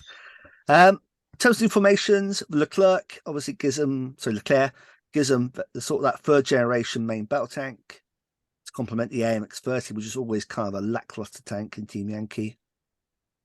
We also get the VBL Squadron de Leclerc, which basically gives you lots of light tanks, little light tanks, effectively, armored cars. And there's been Humvees, changes, basically. Yeah, been changes to the other formations as well as we'll go on to as we go through. So for sake of time, you guys want to pick one formation? Yeah, I think Or we'd do like you to want say, to go through quick? let's just quickly go for the Leclerc, because that is obviously a new tank. Yeah, that's the new one. Yep. The formation basically allows you to have Leclerc in HQ, Leclerc platoon, and then MX-30 platoon as a second compulsory choice, because it makes it, because this thing is so expensive. If you're going to try and do a tank formation, you've got to have that MX-30 in there. 2 of them is 36 points. If you're looking at rolling 3, so that you aren't having to worry about that, you're 55 points. And if you're going 4, God forbid, it's 74 points. I mean, it's got all the armor of a Leopard 2A5, all the killing power of an M1A1, but I can also chuck it 48 inches because it's got a long barrel, and it's got a Coaxial 50 cal, and all at morale 5 up. What morale 5 up. And that side armor 8, so my BMP2s can get around the side and chain gun it. Always embarrassing. Yeah. It's a good tank. The formation's awful. Don't do the formation. But if you're running a pair of them or some high-end killing power in some of these formations, kind of works. I mean, the AMX 10P infantry fighting vehicles, they can have it as a 4th box option. The VBL infantry, they have it as an option. I reckon it has its place, and it's for a high-end 8 tank mobility kind of thing. If you're playing a game that's 120 points or more, yeah, you could squeeze this in. But if you're sub 100, no, I mean it is. It's a one. Yeah, sure, you can sit it in a corner and it will kill anything that looks at it, but that's only 4 shots if you're running 2 of them. Yeah, it's hard. I do want to briefly talk. The AMX 10P formation is new, right? Or is that old? That's old. It's always been there. So both of the infantry companies, I guess we can just segue right into that. Now, both of the infantry companies existed in the prior book, but they got massive. They are not massive, but the AMX 10P got the upgrades for Milan 2s and Arinx missiles, so it can take that. But otherwise, it's all the exact same. The VAB formation, on the other hand, that one got a lot of new stuff. Very glowed up. So AMX 10P, this is what I was pondering the other day. You can upgrade one of you got 2 LRAC 89mm anti-tank teams in there. One of them can be upgraded to be Appalachian. The other one can be upgraded to be Eric's, because replace LRAC 89s with Eric's. Yep. Do you think there's a case being made for having that 1-2 of an Appalachian Eric's in the platoon? It's a lot of points. Yeah, it gives you that fullback shot. If the Eric's is pinned, you still the Appalachian firing its shot. Yep, exactly. And I feel that would be very strong if you were running a list where you only had 1 platoon of this. Where if it becomes kind of this is really what you're going to center a defense on or center an assault on, having this as a black box unit or a gray box in a formation, upgrade it like crazy, because if you get the shot with the Arinx, cool. If you don't, like you said, you have the A+. Cool. Yeah. Getting to the actual AMX NRC formation, big change here, as we said at the start. AMX NRCs lose their spearhead. They keep scout, lose spearhead. But instead, they go what down they gain, a point. Yeah, I was going to go down a point. What they gain is up to 4 platoons of VBL patrols. You get 3 VBLs, so compared to the ones going to get to admit with only 2 of them. That's quite nice. Having the extra one keeps you in the fight a bit longer. And if I recall, the VAB section is now standalone. Yes, I the VAB think the section is prior, Yeah. I think the Free I- Nations one, it was the fourth option where you could do AMX 10 or VAB. that Correct. feels correct. I'm not 100% sure, but I think you're I But right. think either so, way, yeah. you can go wider. You can now Mhm. have 10 units in the AMX formation. Your Yeah. VBLs, 3 scout VBLs for 3 points with A Palosses. And I can see the argument here because it's a flat 1-point upgrade for them to be earringses and they can't be pinned. And certainly for upgrading, at very least, upgrade one's an ambush unit. Yup. I mean, having that little free round shot anti-tank 24 10 warhead going to side armors and scooting away at high speed with his little thing laughing its head off. Yup. Right. But I mean, otherwise, even the Appalachian drive-by Appalachian shots is going to be it's definitely a thing. 4+ Yeah. cross. It does only have an 18-inch cross country. Its tactical and terrain Yeah. dash are both 10 inches, but it's 1 point per body with an A plus. And then that goes into the other formation. They have a formation full of these things. Yeah, I mean, scouts, spearhead, thermal imaging. This has all the makings of like a great little ambush unit on the cheap. Mhm. Road dash 44 inches. So the autobahn table Yeah. we have at the barn's going to be fun with these things. Especially if someone decides to take the maximum number with the Escadron d'éclairage. I Yeah. probably butchered that. But it's French, no one But cares.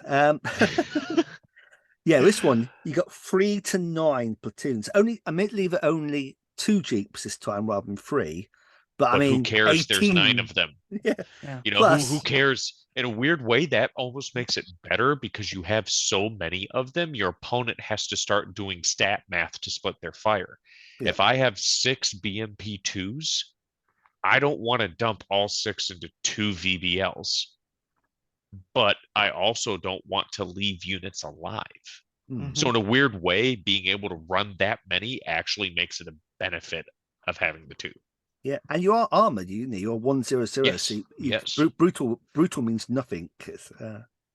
Can't be pinned, so you got the same thing once again. Although I wouldn't do the airings on these because you only have 2. I would Correct, go yeah. for the maximizing your potential of having the 3 VBLs with the 3 airings. Yeah. And I believe These ones get a platoon with 3 Milan Yeah, option Milan 2s. it's Yeah. it's 3 to 9 of the little two-seat recon ones, and then you can have there's a 10th box, or I suppose an 11th box of 3 VBLs with Milans or Milans 2 for 3 or 4 points, depending on if you go with the Milan 2, which is kind of a no-brainer. 4 points 1 for 3 point, Milan 2 yeah. shots. Yeah. Yeah. And if you have no other Milan 2s in your force, you know, definitely. But going on to the VAB company, This got a which very looks big glow up. There's always a very, fan, very different. always a fan favorite this unit because of the Milan Yes. section, but it just gets Yes. better now in this version. Yeah, The actual VAB 100 sections themselves get obviously the option of doing the Appalachian Ericsson we're just talking about. What you can have 1 Milan in, but we were talking about this in the podcast. 1 Milan's a trap because you always feel I don't want to fire it because I'll give my position away.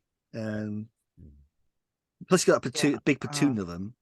Is the VAB T20 a new That's thing? new. Yeah. Yes, Yeah. that is new. It's the AMX autocannon on the VAB chassis, which I kind of like it. Like maybe as like a one, maybe you do one of. so Anti-helicopter. here's my buddy's take, who's a French player, ride or die.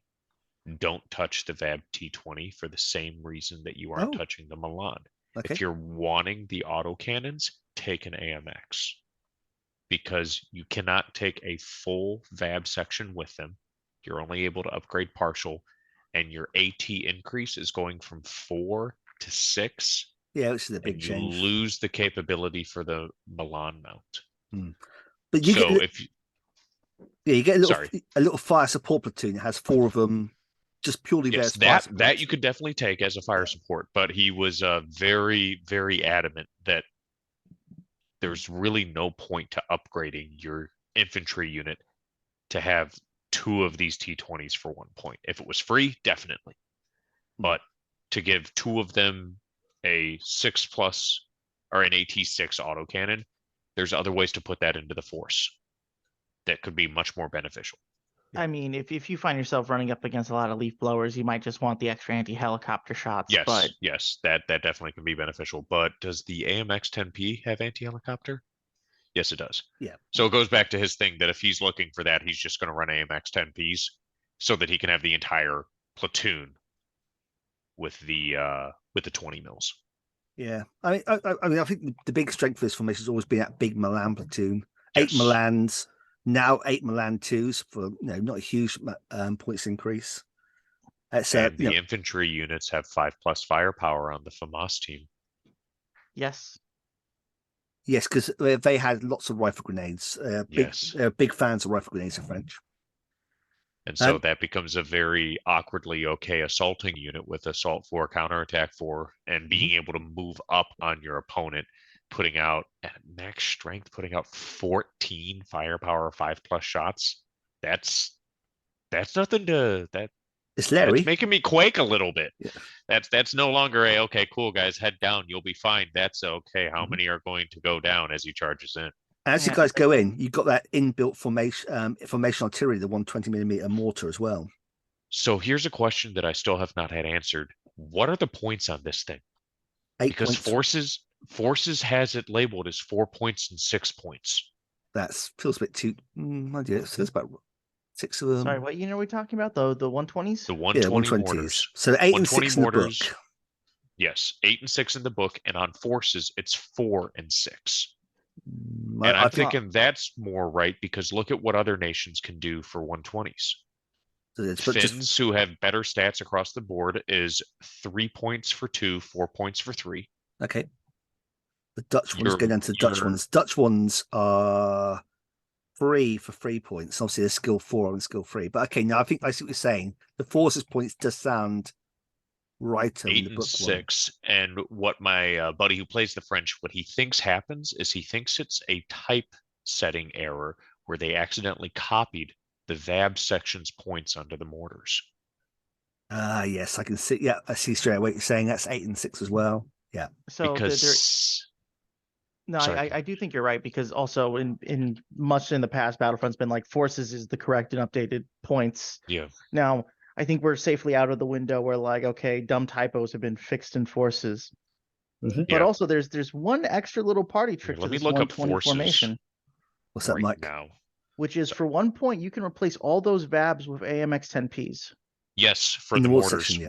Yes. So And for a that single is- point, you can get 6 VABs or 6 AMX 10Ps, which you leave your 120s and then you drive those 10Ps off to be annoying.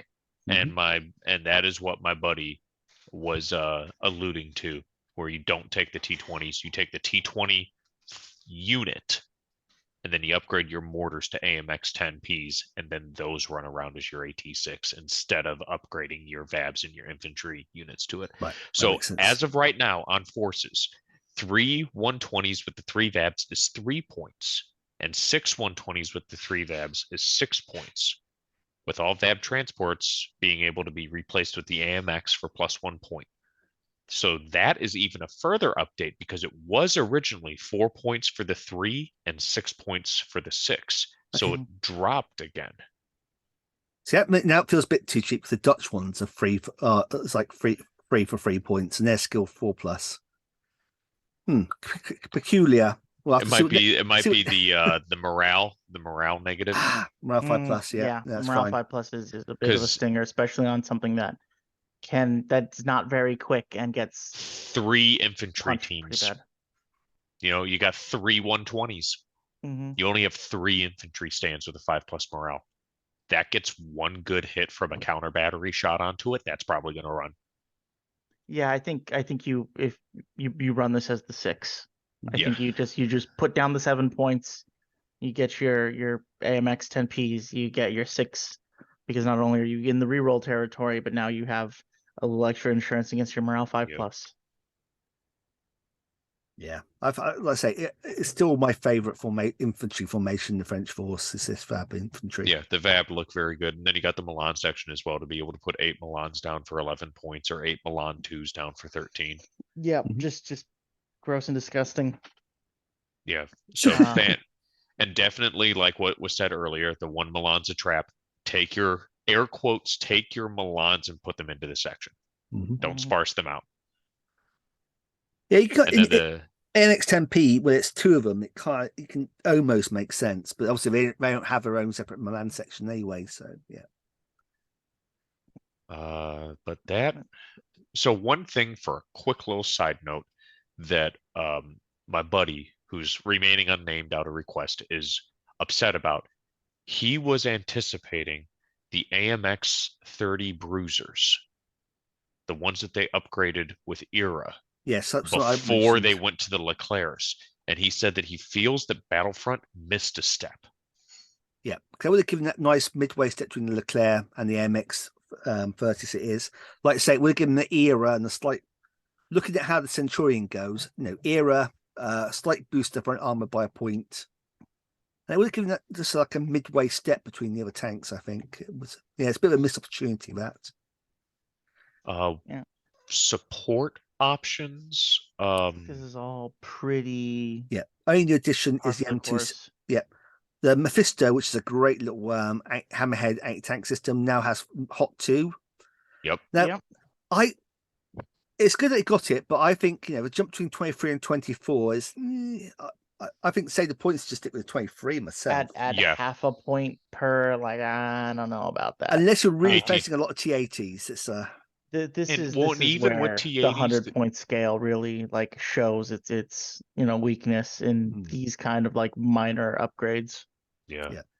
And even if you are going against T80s, just run 8 Gazelles and a single unit of Mephistos.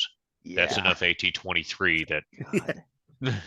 Yeah. who cares if it's not AT-24? Mhm. Interesting take. I am wanting to experiment with the unit of 2 M270s. That is a very small footprint that doesn't have to reroll hits because it's got the Passes MRLS 4. rule Yep. with a salvo to get that third template in. Run 2 of the 120 mortars and then 1 of these. But do you run the mindlets?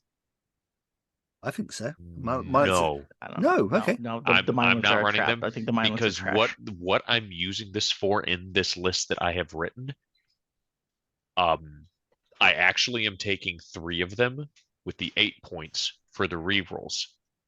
It's my pin machine. Right. Okay, that's fair enough. Yeah. With the salvo, it doesn't matter that it's 5+ firepower, which is why, like at times, some of the list iterations are just the 2 of them, so you're not having to reroll. And the thing that I noticed a couple times playing a couple games here and there, of just like thinking about it in my head, there's a lot of places on tables you could hide 2 of these where it'd be very difficult to touch them. Mhm. Yeah. That's a very small unit. They're a very small vehicle as is, and they have a 120-inch range. I can set them on the table and hit the table next to me if I really, really wanted to, and they would let me. Mhm. But I can let's see it. see. Obviously, the MX Off 1 is an awesome little artillery piece, Yeah, but quite fantastic. pricey. Autoloader. Still Autoloader. fantastic, yeah. Autoloader. That's all it is. Messes at Warsaw. Uh, New bit is a where did Mistral. they include minstrels? So this I is think new. that's new. I don't remember them having So basically taking a leaf out their German book their and having Fliegerfaust, yeah. the Fliegerfaust thing. No, So if you have the Rolands, they're not in better there. than This is Fliegerfaust because they're gophers. They have Yeah, the no, 4+ they're firepower plus, instead yeah. of 5, and a 56-inch range instead of a 48. Yeah, no, they're certainly better. They're not garbage red eyes, but just a reference point of like, yeah, you can only take them if you Oh, I have. see what you're saying. Yeah, you have to have the Rollins in order to have these. You That's can't a just take problem, them by 'cause themselves. the Rolands is a very powerful system, but that front armor 5 means it's a bit of a pain if you're going defensive because it counts for Slapping your deep reserves. exactly that, Mhm. and it's quite I mean, it's not super pricey, but it's quite as a SAM system at 8 points. It's it's we consider 4 rapiers is 6 points. It's It's a shame that you can't get the Mistrals and the MX-13 autocannons anti-A, because that'd be a nice pairing. Honestly, I'm surprised that the Rollin doesn't have a forward defense. Yeah, Some sort of rule in play that bit of would make it so oversight. that even though it's 5. Yeah, the AMX 13 is solid.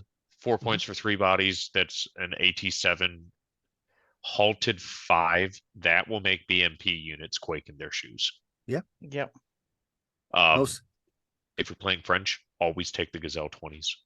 Yeah, Always the Gazelle 1 20s point per are your 1 big point. party trick. The gunslinger, amazing rule. And Red Sam systems. even completely ignoring that, it's 4 points for 4 helicopters. Yeah. It's 1 point per helicopter. That is something that will be a thorn in your opponent's side no matter what. Even if you aren't taking advantage of the gunslinger roll, that's something that your opponent is going to have to deal with. Because halted 3, moving 2, that's still 8 AT6 shots going at something. And even if it isn't going at armor, that's still 8 machine gun shots going into a potential infantry unit. Because you can, what my buddy has done with these before, he has devastated unarmored tank teams with these because you can easily take away concealment with them. Yeah, no. Still there. The Mirage is still, well, mediocre. It's no Whistler Tornado. It's basically Yeah. the same as a Tornado. The thing that it has going for it is the fact that it's in the French diagram. You look at what it's having to compete against. Yeah, I mean, it's... You look at what other nations can take. Yeah, it's obviously not that good, but it fills an awkward role for the French with that cluster bomb capability and the wombo combo if you're going the full helicopter wing and Mirages. Because then you run in, and with how the rolls work, you will know if your planes are coming in when you decide to bring the helicopters on. So you can just do your rolls until the planes come, and then here come all the helicopters. So who do you shoot your AA at? Do you shoot it at the salvo that's going to be landing on all your stuff, or are you going to shoot it to try and protect your high AT assets with the 8 hot missiles coming on the table? How are you going to label it through? Although granted, the hot missiles have to stay still for a turn.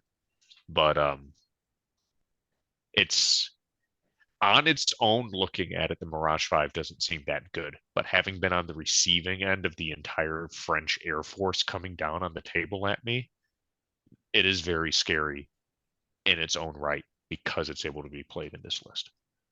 All right. And it has moving 3 on the autocannon. That's 12 AT7 shots if you aren't using the salvo.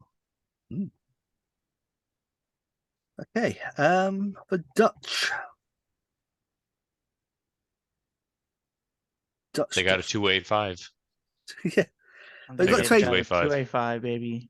They got 285, but as Duncan says, great. I didn't need extra protection. I need extra killing power, and so that's really the thing you want for extra killing power is a new addition, which is the Apache.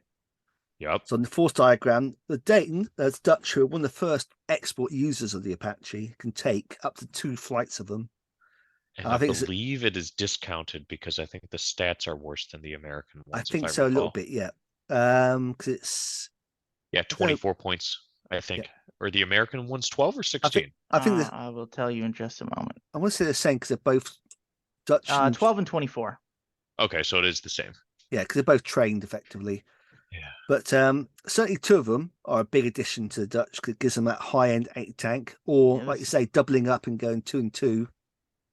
Practice with them because that 16-inch range, I've seen it kneecap NATO players because they're used to having the 8-inch minimum range on the majority of their ATGMs and not being used to that 16. If you are a Warsaw Pack player jumping over, it's not that much of an awkward shift because the majority of the pack stuff is already a 16-inch minimum. Yeah. Look out for that with the Apaches because you have to stay still in order to shoot. So if your first round positioning is not good, or first entry positioning is not good, your opponent can easily counterplay it. Yeah. Let's get the MLRS because obviously that's another early adopter of that, and like I say, it has its place. Because like I say, running 2 of them, that's a cheap salvo, can be quite handy. You have the option to dismount your mortars. Yes, we're going to get that. Is that in the force diagram? So we'll get to the infantry here. So Leopard 2A4 formation is basically the same as a Leopard 2 formation. You get that nice thing of having the second box being infantry, which makes it a lot more user friendly. Oh yeah, there's the West German style. Yeah, I knew as soon as it. Very nice. Yeah, for Dutch. Only on the Leopard 2s. Leopard 1 formations didn't do it. It's just 2 Leopard 2 formations do it. which is like I kind of say, nice because that's when you would want it. it's probably the only way. Certainly, with Dutch are the most cost-effective way of getting a Leopard 285 on the table compared to the Germans. It's like, Yes. and two of them are 32 points. But like Duncan was saying, that ultimately it doesn't improve your killing power. It improves protection, but that's not really what you want it for. Leopard 2 will kill tanks just as effectively, and it's cheaper. And at that point, you're wanting volume. You're Yeah. wanting volume of fire, not protection. Correct. And you do get the Pratt, but like I say, generally you're running out of points very quickly with Leopard 2. So having more anti-tank with a Pratt. The big thing with the Pratt is it's got the hammerhead, but now it's just got the TOW 2 capability. so you can bump it to an effective hot missile because TOW 2s are 23. Right? Yeah, I believe it goes 21, 23, correct. Okay. Yes. Yeah. But Which becomes Pratt, very scary. Yeah. Okay, but I think Leopard 1 is still a sweet spot here because it's a standard Euro one, but it does have the option now of having platoons of 4 rather than just platoons of 3, which is good. And building wise, you can complement it where your Leopard 1s are your anti-horde gun, and then you can put your Pratts with TOW 2s Correct. to have that be your second gen killer. Yeah, and you got the infantry platoon in the 4th box. You got the anti-aircraft, and you got recce. It's a nice little formation. It's a shame it didn't have built-in artillery because it'd be the full set. But yeah, it's a nice. I mean, they're effectively Gepards for their AA, which is fantastic. Oh, absolutely. Yeah. But look, to the 3, it's a nice number 3. It's better than the West Germans. You get 2 or 4, but 3 is a sweet spot, I think. No, you can get 3. You got 2, 3, 4, 6, and 8. In West Germans, maybe you can these days. Yeah, I think they might change it so you can do. One of the things I always like to highlight whenever I'm talking about the Dutch, because it absolutely floored me the first time going against them, they have a 25 millimeter AT-8 gun on a armor chassis that's effectively an M113 with that front 3. Correct. Yeah. It's basically So their same gun as The same Bushmaster. YPR 765s. Yeah. Yep. Pretty So they good are solid transports.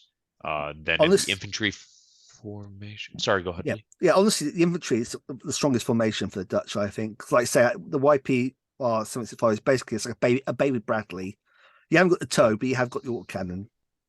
Which, in a weird way, is almost better because the TOW tax on the Bradley makes it difficult to run pure Bradley formations. Yeah. And the Pratt gives it all the anti-tank you need. You got 4 of those things firing TOW 2s. You can have an inbuilt tank formation, a tank platoon in the 3rd box. It could be Leopard 2s there. Sadly, no Leopard 2A5. It's a real shame there's no Leopard 2A5 option in that box. Then the Leopard 2A5 might get a use. Yeah, the hammerhead on the Pratts. Yeah. Yeah. Oh God. Yeah, that'd be really solid. Do a double formation. Is this the first Double book where YPR Dragon formation. 2s are available? Correct. Yes. Yeah. So it's one of the new additions, and it makes Dragon actually not worth taking, but say it makes it more usable. Anti-tank 21 is basically like a poor man's Milan at that point. Yep, 28-inch range Milan, but at that point, you got 2 of them upgrading for 1. Do you really want to upgrade them, or are you running into that kind of Milan issue territory like with the VABs? Yeah. Where you only have 2 of them, and with it being 28 inches, you might be better off just staying to ground. Yeah. Unfortunately, the YPR 765 does not have a Milan, doesn't have a Dragon mount. Yeah, so you can't slap it on that and have it run around. Correct. Yeah. Another addition you get is you get the option of doing a dismounted mortar. Historically, that's what they had. The actual M106 version is basically a made up thing for the early version of Team Yankee within would do gun teams. Yeah, but they same points. I mean, I think it's better because you leave your infantry behind and then you send your YPRs off with 50 cals to go be obnoxious. I mean, Yep, exactly. Took the words right from my mouth. The only downside to it being it's 3 infantry teams. Yeah. You can get counter batteried pretty easily, but if you hide them well enough, you can play around it. But something to definitely keep in mind. Yeah. The actual the Pratts, the built-in Gepards, all pretty good. It's a good formation. It's got everything. It's got armor, it's got recce, it's got anti-tank, it's got anti-air. It's a self-contained force, basically. And even an understrength YPR unit is still not that bad. It's still 7 infantry teams, 2 dragons, 2 Gustavs, and 3 of the GPMGs. Granted, they are only firepower 6 on the GPMGs, which is disappointing in my book, but not a deal breaker because of those YPRs. And you still get 3 YPRs with the understrength. Yeah. So you could feasibly do a double YPR to go double wide on the Prats, take 2 of the mortar units for 2 of your templates. That's somewhat feasible. Yeah, definitely. And then So- I think this is a new formation, the Verkenings. Is No, that new? it's not new No, because that- Duncan used to run it all the time. I was Ah. hoping again we might see 2A5 coming here, little unit Oh, 2 yeah. 2A5s. Oh, this is their armored cav option. yeah, basically. I think it's because this formation showed up in the first book. They didn't want to change those formations to make people feel like they have to buy new books or something like that. Something dumb. Yeah, unfortunately they do that, but it's a shame because I think that would have been quite cool to have a little two section 2A5s in here. It's a nice little Yeah. unit. I mean, Duncan ran it a few times. The little units of 2 tanks can be quite surprisingly effective until the point where you start getting bailed and it goes wrong quickly. I mean, Yeah. they're a point apiece. They've got 25 mil cannons on them. You can have an infantry platoon. You can have a mortar section. You can have I think I run this over an actual Leopard 2 formation. Yeah. And you do have the option. I was looking back on the YPR. You got 1 gray box that you can take this in. So if you're doing kind of what I was talking about, the double YPR, you can get 2 of these in formation without doing the cav squad or whatever it's called. I'm not going to try and pronounce that and embarrass myself again. Yeah. So I think the Dutch never want to, you have to want to play Dutch to ever take them, but I think they certainly haven't got any worse. And I think the new bits are interesting. The addition of patches a big thing for them. It gives them that high end anti-tank. So yeah, I kind of like Dutch. It's not to the point where I ever feel like I'm going to do a Dutch army, but they are certainly got stronger, put that way. I don't feel like they got that much stronger. I feel like they got wider, so to speak. You have more options. You're not as shoehorned into one type of list construction. Yeah. You got a couple of options that you can actually play around with now. The Apaches as an inclusion are definitely good. I'd be rating it higher if they were, say, 10 and 20 points. If they were -1 point per helicopter, that would definitely have them way a lot higher in my book. But still very good nonetheless, so long, like I said, remember that Hellfire has a 16-inch minimum range. Yeah. Yeah. I definitely think no, I mean taking them to skill 5 wouldn't do it. There should have been some kind of soft stat hit on these guys to Make them different.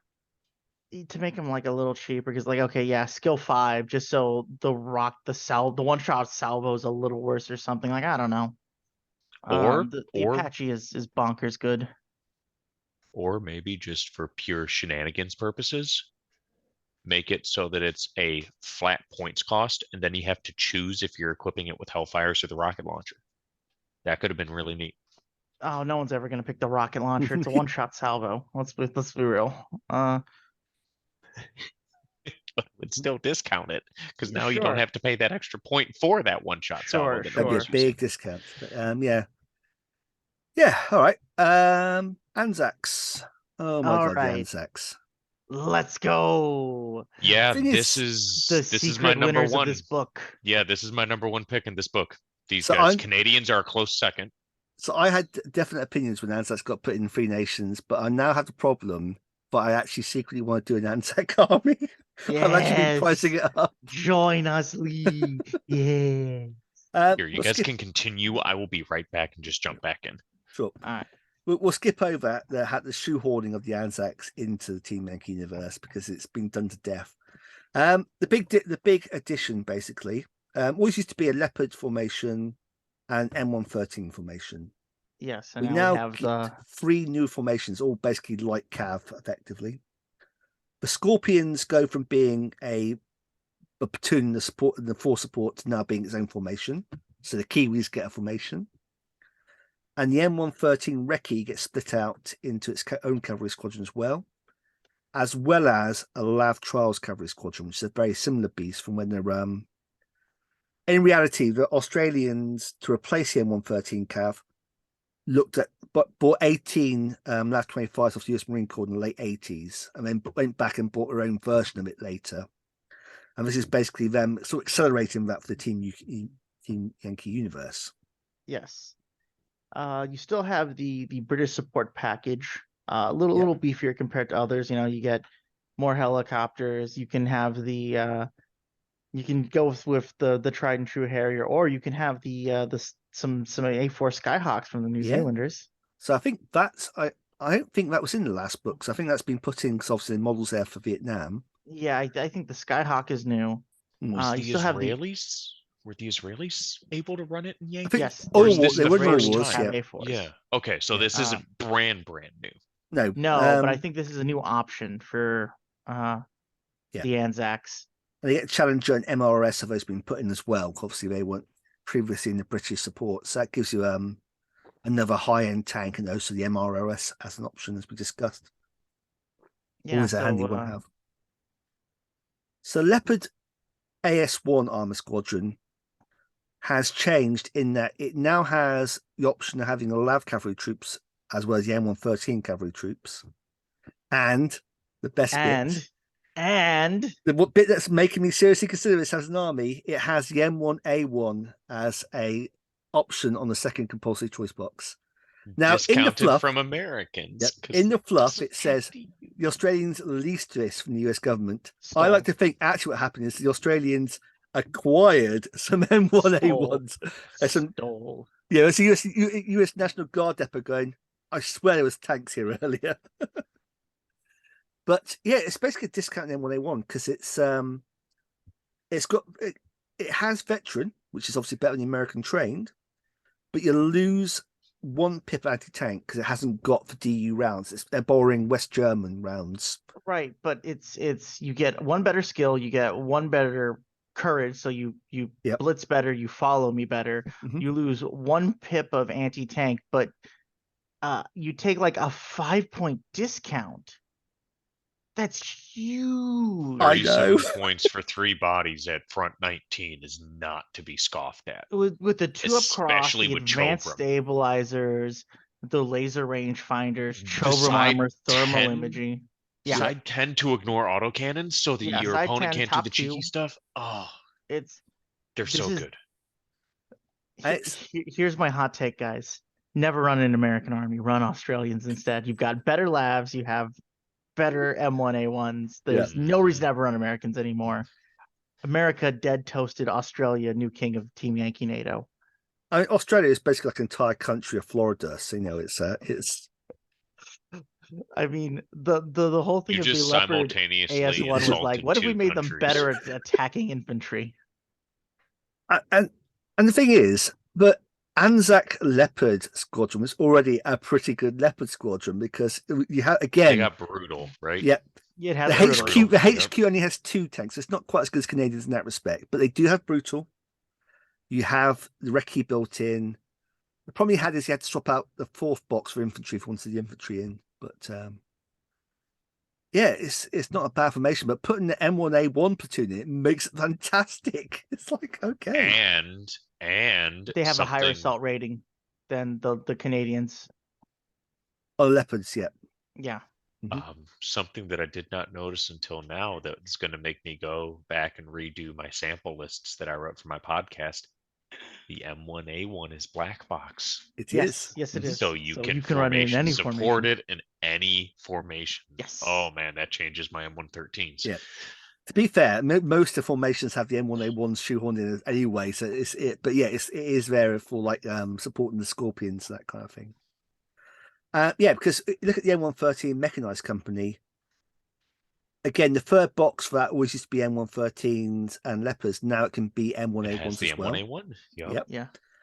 The actual Milan, you also had 2 Milan anti-tank sections of 4 teams. That can now be Milan 2 as well. So that boosts the And it's anti-tanking. neat how they did this because in comparison to the French and I think the Lynx, the max you could run is 8. And so you can still run 8 in the company. Mhm. They just have it split into 2 boxes of 4, which I'm more okay with, because 4 Milans per objective, that's a lot of AT-21. Yeah. You got a medium mortar platoon, which again, like we said earlier, gives you that suppression fire. Just don't expect to dig stuff out quickly.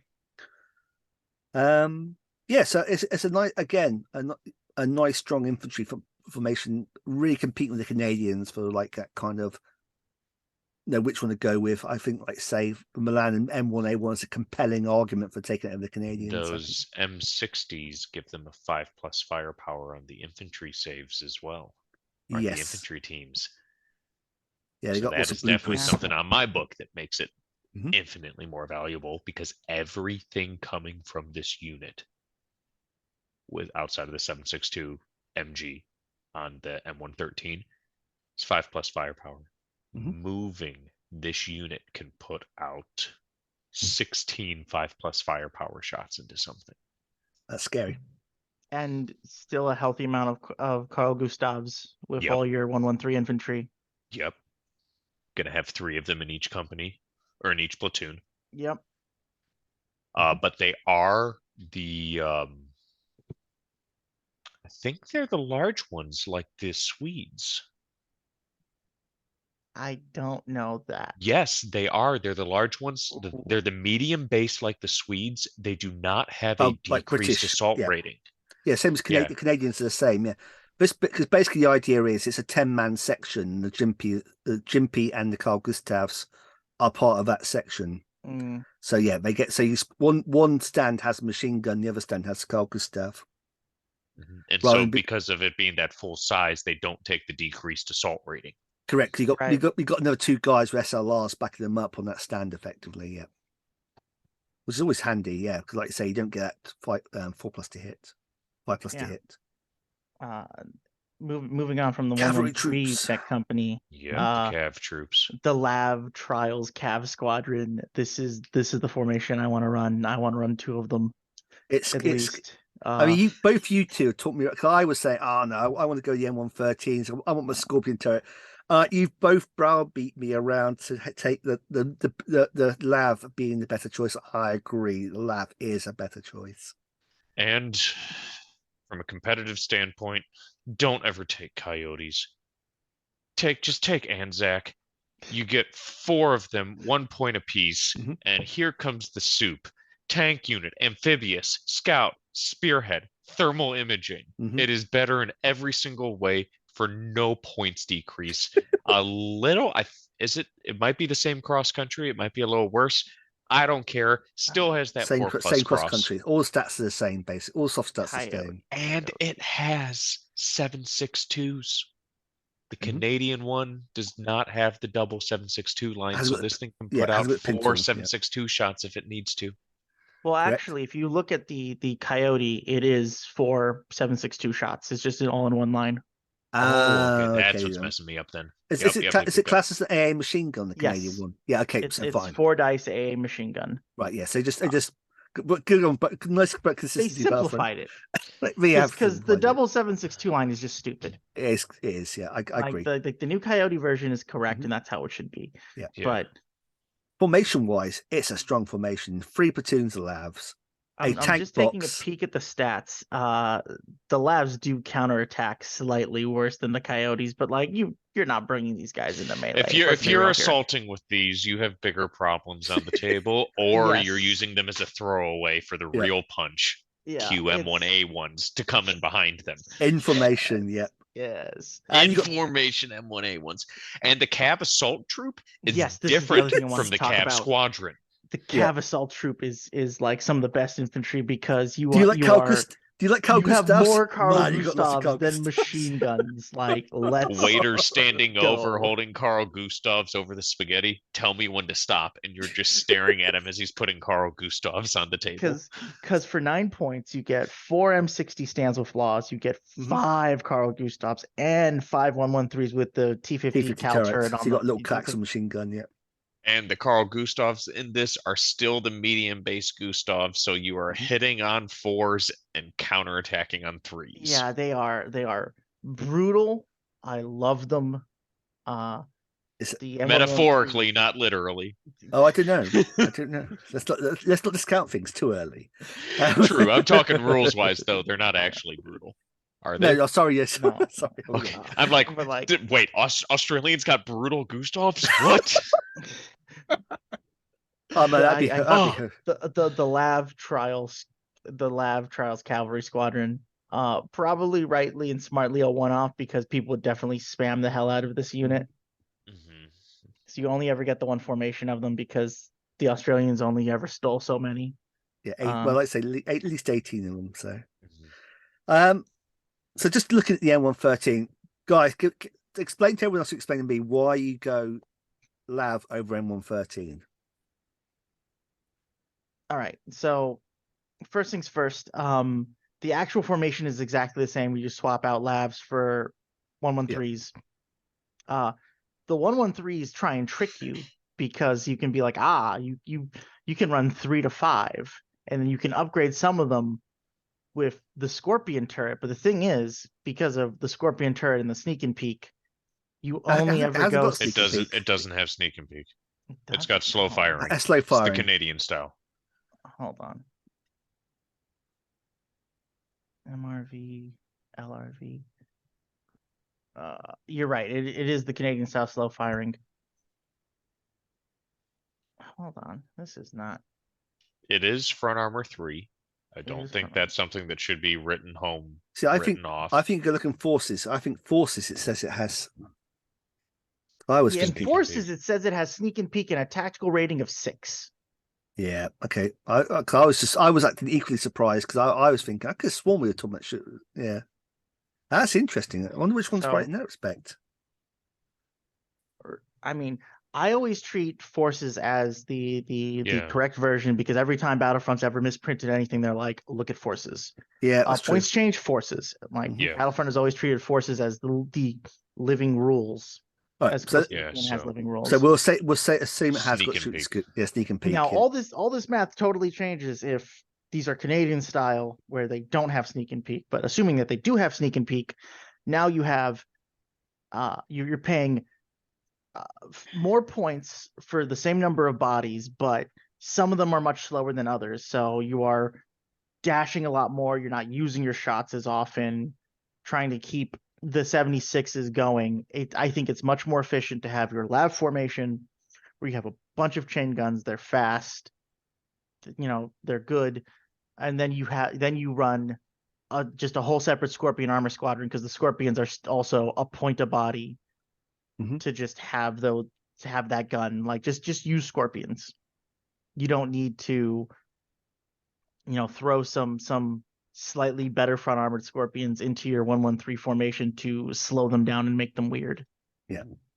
And so then taking it an even further level, deeper for you, Lee. Just flat stat wise, the 76mm gun versus the Bushmaster. I will take the Bushmaster over that any day of the week because the Bushmaster is task orientated. It has one target type it goes against and it obliterates it with a lot of shots. Yeah. Halted or moving. Granted, it's only a 5+ firepower instead of the 2+ firepower. The way that I play the Bushmaster that makes it terrifying is it's supported with infantry. So then whatever's left over from all those shots, you assault with infantry, no defensive fire, auto win. The entire BMP or BTR unit becomes Rex. And so you end up, I end up having the Bushmaster always being a lot more. That firepower 2+ is nice, but one of the overall issues with NATO is volume of fire. Being able to put enough shots out. And with the 76mm being heat, you can't really touch anything with any sort of heat protection. Yeah, no, that's fair. Yeah. Like for example, you take a cav troop of LAVs, put them next to a Leopard versus the 76 mils against the side of a Leopard. Leopard technically has a better save against the AT-8, but your volume of fire going in puts the math more favorable towards it, Now, especially if you have that extra layer of infantry to support it for the follow-up assault.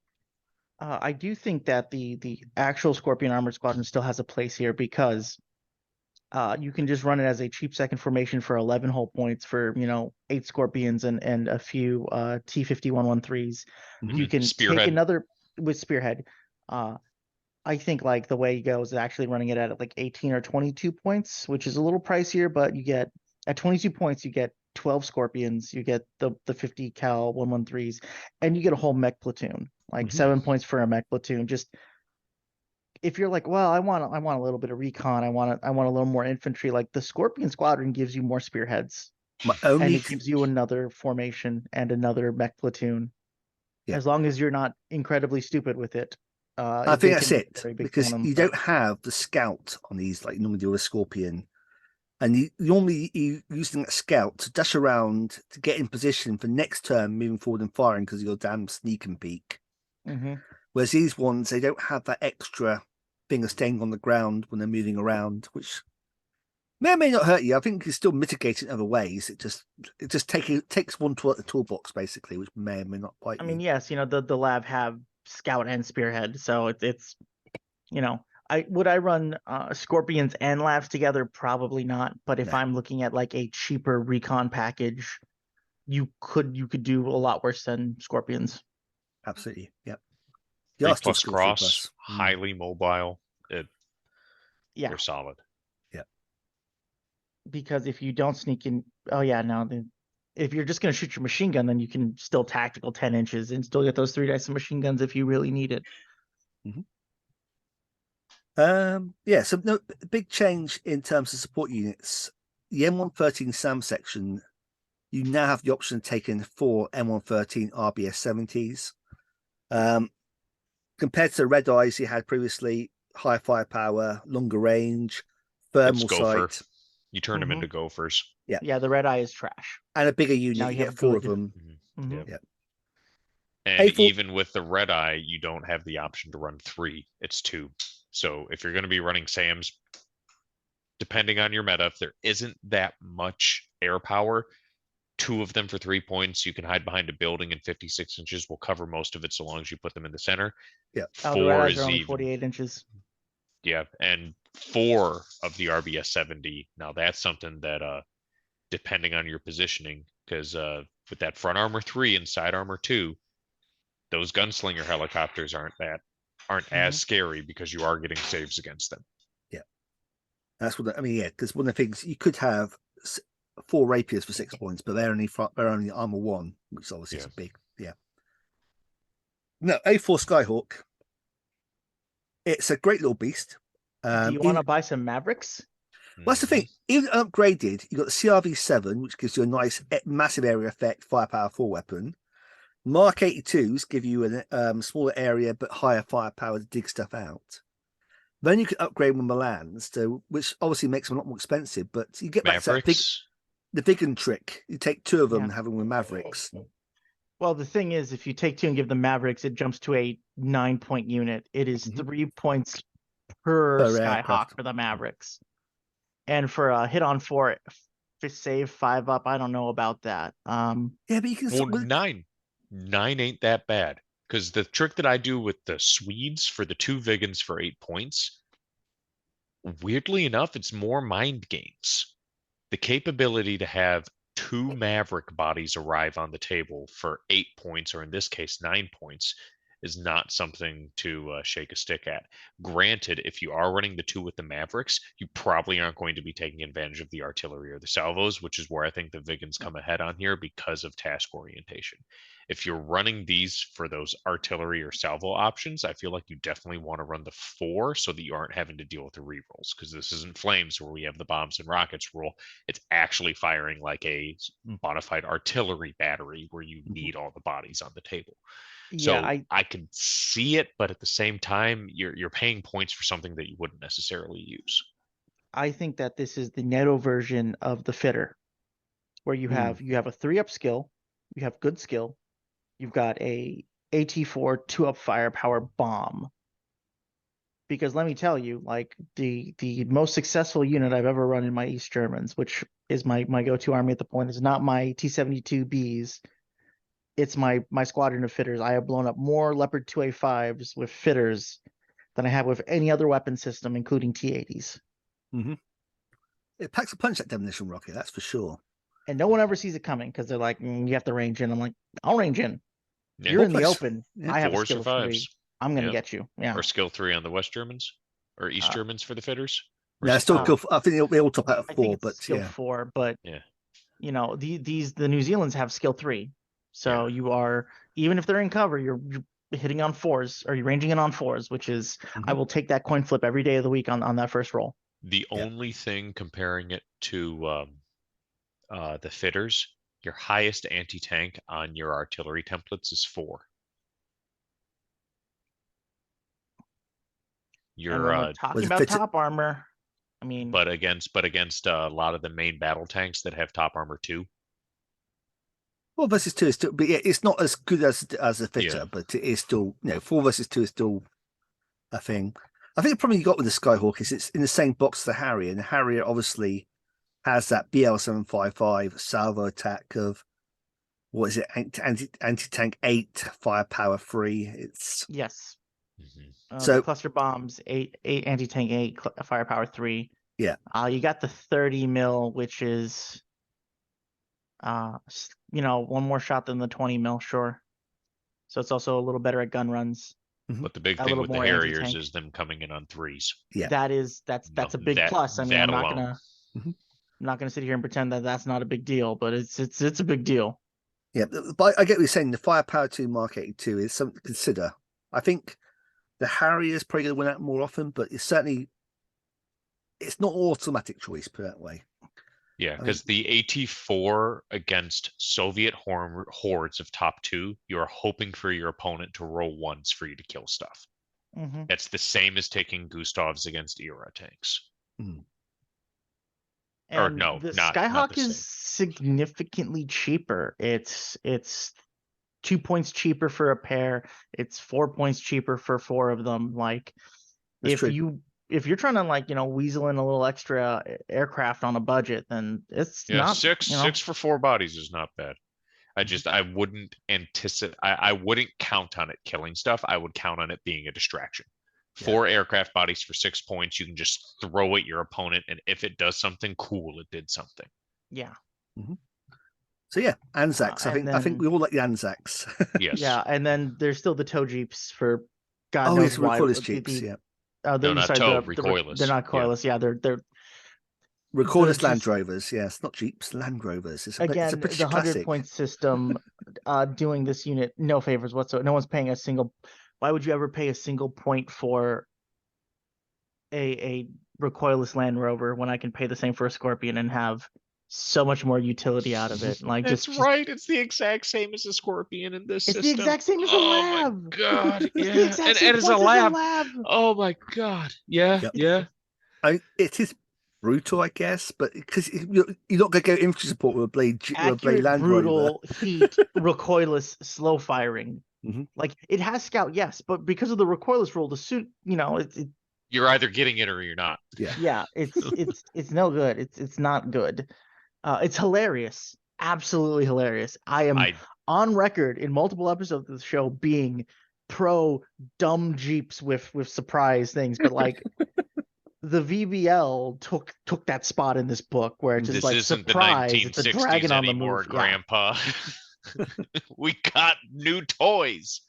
I would like to note it always cracks me up whenever I see any of the New Zealand models, because you can tell that is a labor of love. That is Yes. someone's personal army that they're photographing. That is not a studio army. Or if it is a studio army, okay, yeah, Battlefront. It's Pete's studio It is army. beautiful. Yeah. It's Pete's studio army.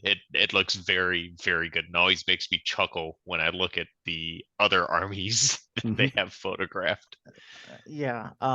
But yes, if anyone's wondering, for the official approved stupid car of the book, Mike Robinson approved stupid car, it's the VBL. Surprise Appalachia Eric's missiles out of like nowhere. And the Very fact big, that they're very actually dumb. armored. The fact that they're actually Also armored with incredibly that cool, yes. front Yeah. one makes it so those AT4 50 cals, you got that 3 up against it. Yes, they've replaced the surprise law G wagons as my stupid car of choice. Okay, and just running out the book, Belgians. So very much a requested thing because they were sort of missing in the whole Norfag thing. Was even missing was Belgians. Right. So They this had is a an core level entirely force. new. Yep. 100% new force. unit.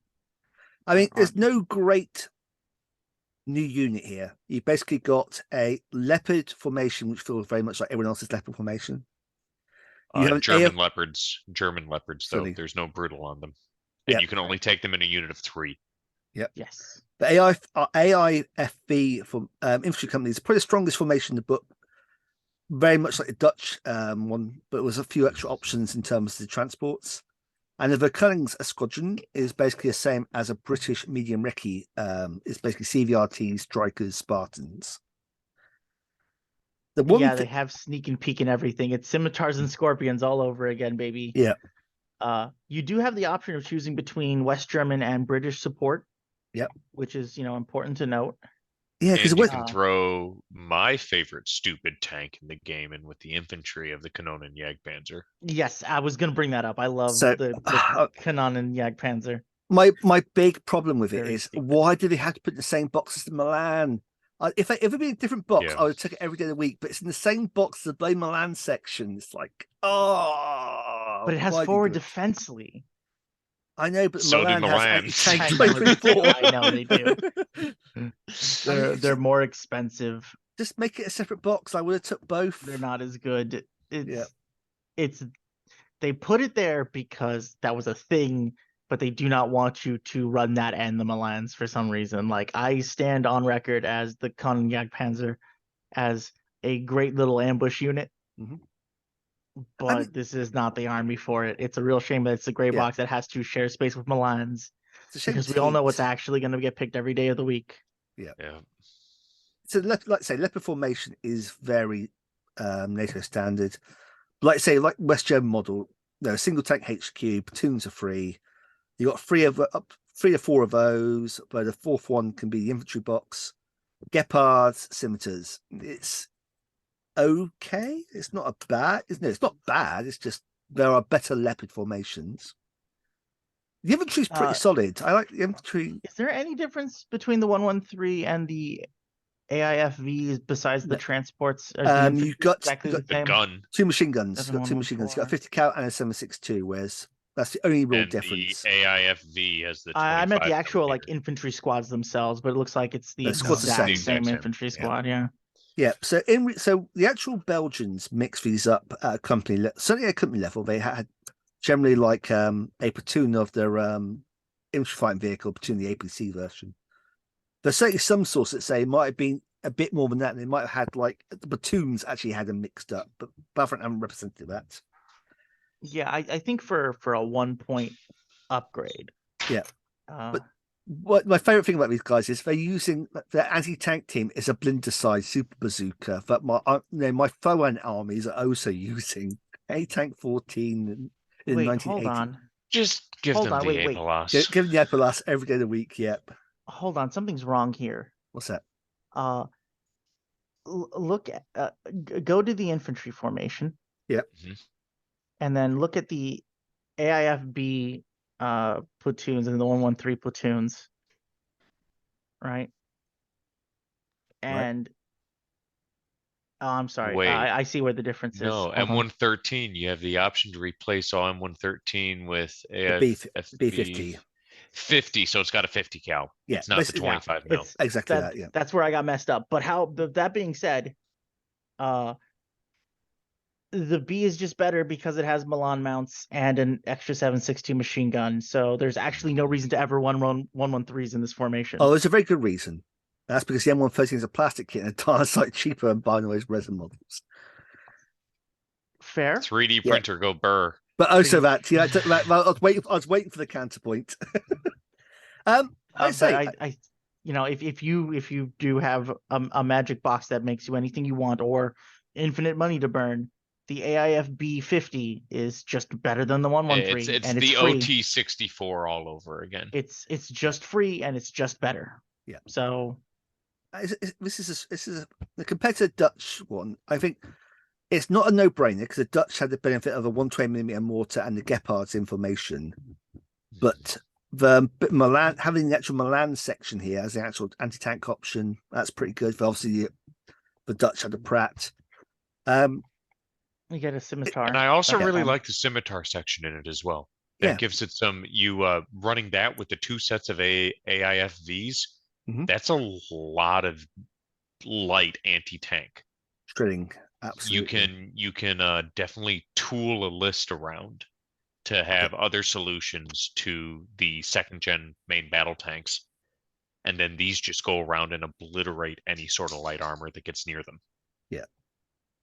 Yeah, so I mean, my gut feel of the Belgians is they're not bad. You have to want to use a Belgian army, Yes, but definitely. You're not shooting yourself in the foot by doing that. You know, if you want the heavy armor, you can add a British Challenger section in. It's all the stuff in the section is pretty good. It's probably there's stuff that's slightly better. You know, you're having to sort of make some compromises to go Belgian, but you can probably still do this and have a decent army. But you are having to make that conscious choice, I think. Yeah, and if you ally yourself with British, you get some solid options to deal with 2nd gen MBTs as well. Yeah. You know, you can spam out the tow lynxes, which aren't that good, but it's still a tow on a helicopter, so you are more likely to be able to hit side armor. I am a huge fan of challengers. I have wanted to play with them in games for such a long time because of the base AT-20. And with them being relatively cheap per model because of the moving rate of fire 1. I haven't had a chance to get the British all together to play with them, but on paper I have been very much side-eyeing the Challenger, and I feel that this could be a nice 1-drop, not necessarily 1-drop because I don't think that they full cover 1-drop because I think they're like 30 100 points. No, I think you have to basically take like another unit as well. But regular old Challenger I think is 11 points a tank, and if you go the Romar, I think they're 13 points a tank. Yeah, I'm not messing with the Romar. I'm looking at the regular one because front 20 is enough to pretty much shrug off anything except incredibly dedicated anti-tank. What I got side 8 is the problem. What I looked at when I was looking at 100-point Belgian force, I had for challengers a Leopard platoon, and I think a Scimitar platoon as my reserves. The Scimitar platoon being if it turns up, great, but I'm not going to miss it. Yeah, that was my reserve section with this. Speaking of scimitars, if we look at the recce squad, you can pick scimitars and scorpions. You know, 2 to 3 boxes of those. They were mixed in real life. It's a bit annoying. You can get strikers. Yeah, striker missile carrier. So more fire missiles. Yeah, the striker is discounted because it's only skill 4+. Bizarrely, the scimitar and scorpion aren't discounted. They're still the same price as a British unit, 4 points and 2 points. Yeah. Well, could you imagine 4 of them for 3 points though? That's where that breaks it down. Yeah. Again, the 100-point system showing some weaknesses there. Yeah, I kind of wish they put a bigger discount on the striker and make up for not having the. So you know, if you got the 2 platoons of scimitars, effectively their discount is built into the strikers because you only take strikers with this formation. And the swing fire is nice because it's a way to get AT-23 without having to worry about paying taxes on everything else from Milan 2s. Yeah, I mean, I'm always a fan of ways to sneak in AT-23. 848 missile system, and you can get 4 of them for 9 points. Pretty good. Yeah, and refresh my memory. Swing fires basically same as hammerhead. Hammerhead. Okay, yeah. So you're able to just sit them back and and they have thermal, not even IR. So they're. And don't think this is a 9-point unit. I think this is a 14-point unit. It also comes with four scimitars or scorpions plus a pair of HQ Spartans. Treat it as a very small formation as a striker delivery system. Yeah. You know what? They don't even put the swing fire rule in the special rules section. Weirdly enough, I think it's in the main rule. It might be in the main rule book then. Yeah. It's not in the main rulebook because I had to buy the British card pack to figure out what it meant. Right. Okay. So I could tell you for free. It's the same as sorry. Did you hear the salt? Did you hear the salt spewing out of me with that one? Amazing. Yeah. Support options. Yeah. It's NATO, so you got the M109. Of course. Interesting caveat that I'm Everyone loves the disappointed in. 109. It is 2 or 4. You do not have the option to take the 3, Yeah, but they 4 follow of them no is island only option. 9 points. So bizarrely, But it's 2 when and you're 4 look- because they follow the British model, but the British can take 3 and 6. So it's like I not feel sure. like the only reason why the British can do that is because enough people complained between V1 and V2. It's this bizarre thing that the British did transition from 2 and 4 to basically a 4-gun battery to a 6-gun battery. I think for some reason Battlefront built in the future proofing, whereas they didn't do it for the Belgians. Yeah. Ah. Gepard's Mirage. No Fliegerfaust style option. No, fortunately No. not. So your anti-aircraft you really have to lean on your allies, and that's the problem. Yeah, If you take the Challengers, unfortunately for some reason there's no Rapier option here. So if Yeah, you go for you're the British right. box, you yeah, get a Challenger, but then you don't have to back up. Whereas with the West Germans, you can you get a don't get high. Roland. You get the Roland, you get the power helicopters, and the power is always a decent anti-tank platform. But yeah, One of the options that I always forget about for anti-helicopter is guided missiles. If you have enough guided missiles in your force, helicopters are slightly less scary. You're still at +1 to hit, Yeah. but if you're layering, like, for example, the Australian list where you could feasibly get 12 or not 12, 16 Milans into a list Yeah. relatively easily, that's a lot of shots to go at helicopters to get too close. Yeah. So after the Belgian section, last thing you got in the Belgians is the Mirage 5. This is interesting. It's a Mirage 5 carrying BL755. So it's basically acting as a cheap Harrier. So whereas it's 10 points for 4 Harriers, it's only 6 points for 4 Mirages. But obviously they only come on 4s rather than 3s. Yes, They but have the you've same still got that really mean salvo. So And 6 Not a points bad for deal. aircraft to make your opponents go brown mode on their pants. That's something I'll take. yeah, Especially and the 30 mil auto cannon. So you got those good gun runs. Mm-hmm. And there is not enough said about taking a awkward unit of air for cheap to mess up your opponent's reserve selection. That was something I did quite a bit at Adepticon the previous year. 115 points. I had 2 Hinds in the list, and that was the only aircraft that I had. So that when the defender was having to select his reserves, I was forcing them to try and figure out what they would put on the table for anti-aircraft. Mm-hmm.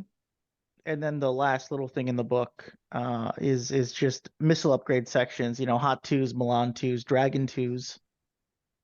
Yep. So you can go ahead and upgrade all of your missiles to slightly better versions. I mean, the Dragon jumps to 21, which is a big jump. The Hot 2 jumps to 24. Which wasn't Hot like a 21? 23. Yeah, the Hot's 23 to yeah. begin with. Yeah. The Hot's not much of an improvement, but The like, Milan 2, though, 21 to 24, that's pretty big. yeah, and getting the thermal, Milan big and the things. Dragon are Yeah. big jumps and are worthwhile. The Hot 2, not really.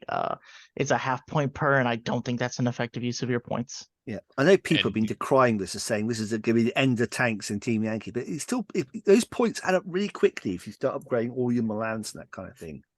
TOE2s have been in the game for Americans since pretty much the launch of Team Yankee. And has that done anything?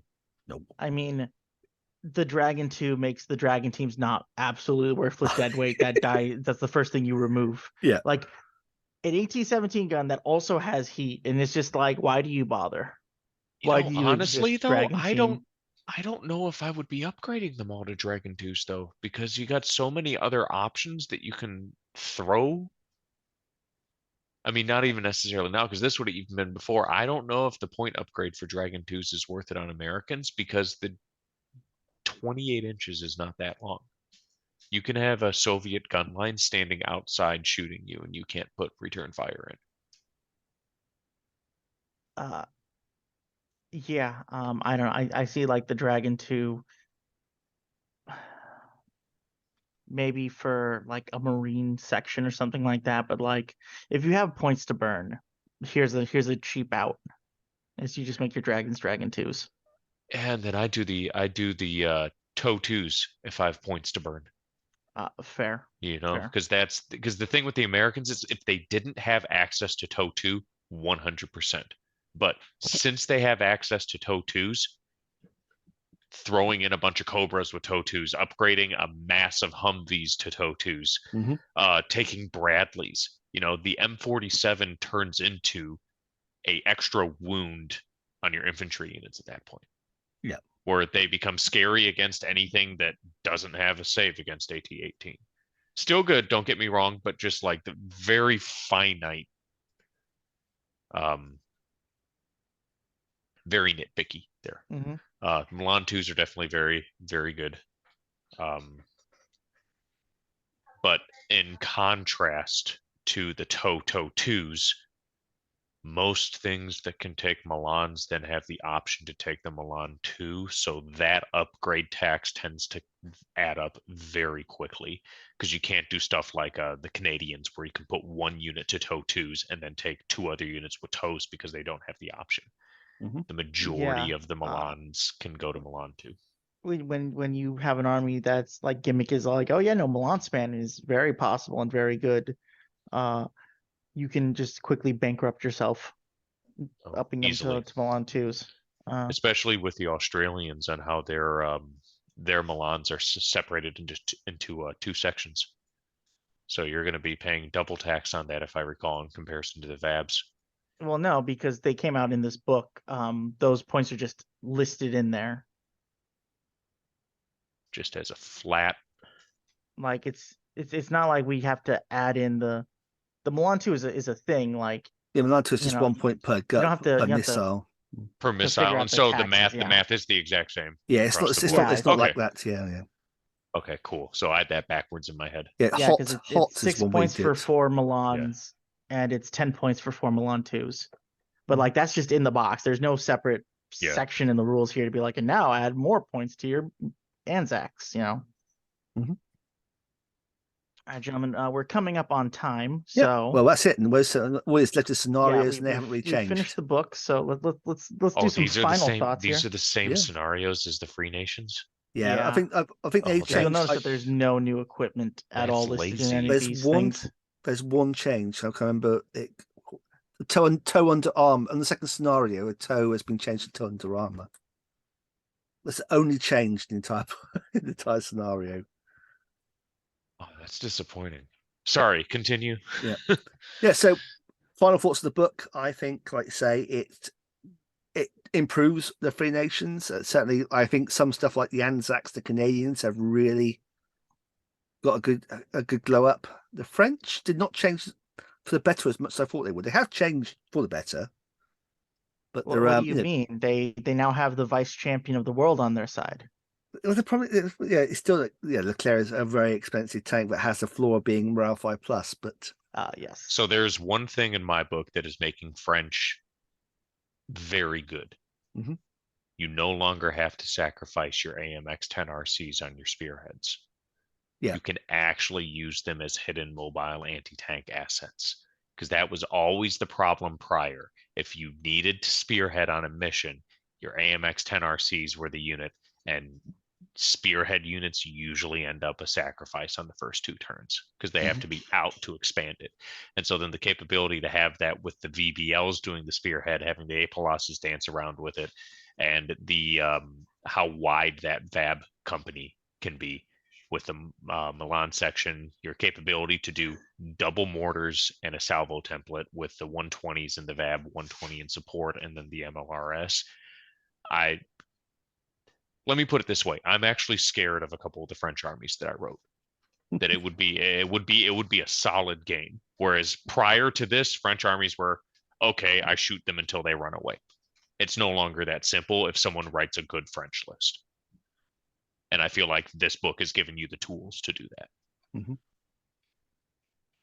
But ANZACs, definitely, they're who came out ahead on this in my eyes.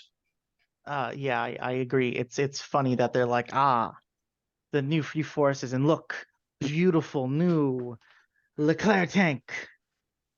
And also we let like the Canadians and the Australians like have more stuff and this and that. And everyone's like, no, we don't give a shit about your Leclerc tanks. They're too expensive. But look, my beautiful Australian M1A ones. It's a meme, isn't it? The guy and the girl, and the other. It's like the girl in the blue dress is Leclerc, and the girl in the red dress is very much the M1A1 in Aussie camo. I I'm the, gonna make that I'll put meme. that- You stand by, Lee. I'm I'll gonna make put that that up meme to here, put in the yeah. video. my thing with it, why did they feel the need to put the Leclerc in the game when they could have put the AMX Bruiser into it? It probably would have been less work for them because Mhm. they probably could. Because is the AMX a plastic sprue? It's that they could have done like the T72 and the Yeah, T64. You could where have an it's upgrade one sprue. sprue that you add in. It would have been very easy to implement. They wouldn't have had to go through an entirely new design process and making new molds and everything for it. And it would have been historically accurate within Yeah. the expanded Team Yankee timeline.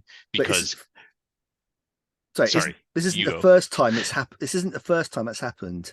When No. Oil Wars came out, the opportunity was there for doing the M60 with era armor, and they didn't. They just put the they put the Macarthur in, and the M60s were very sort of historically just in base armor without the era upgrade.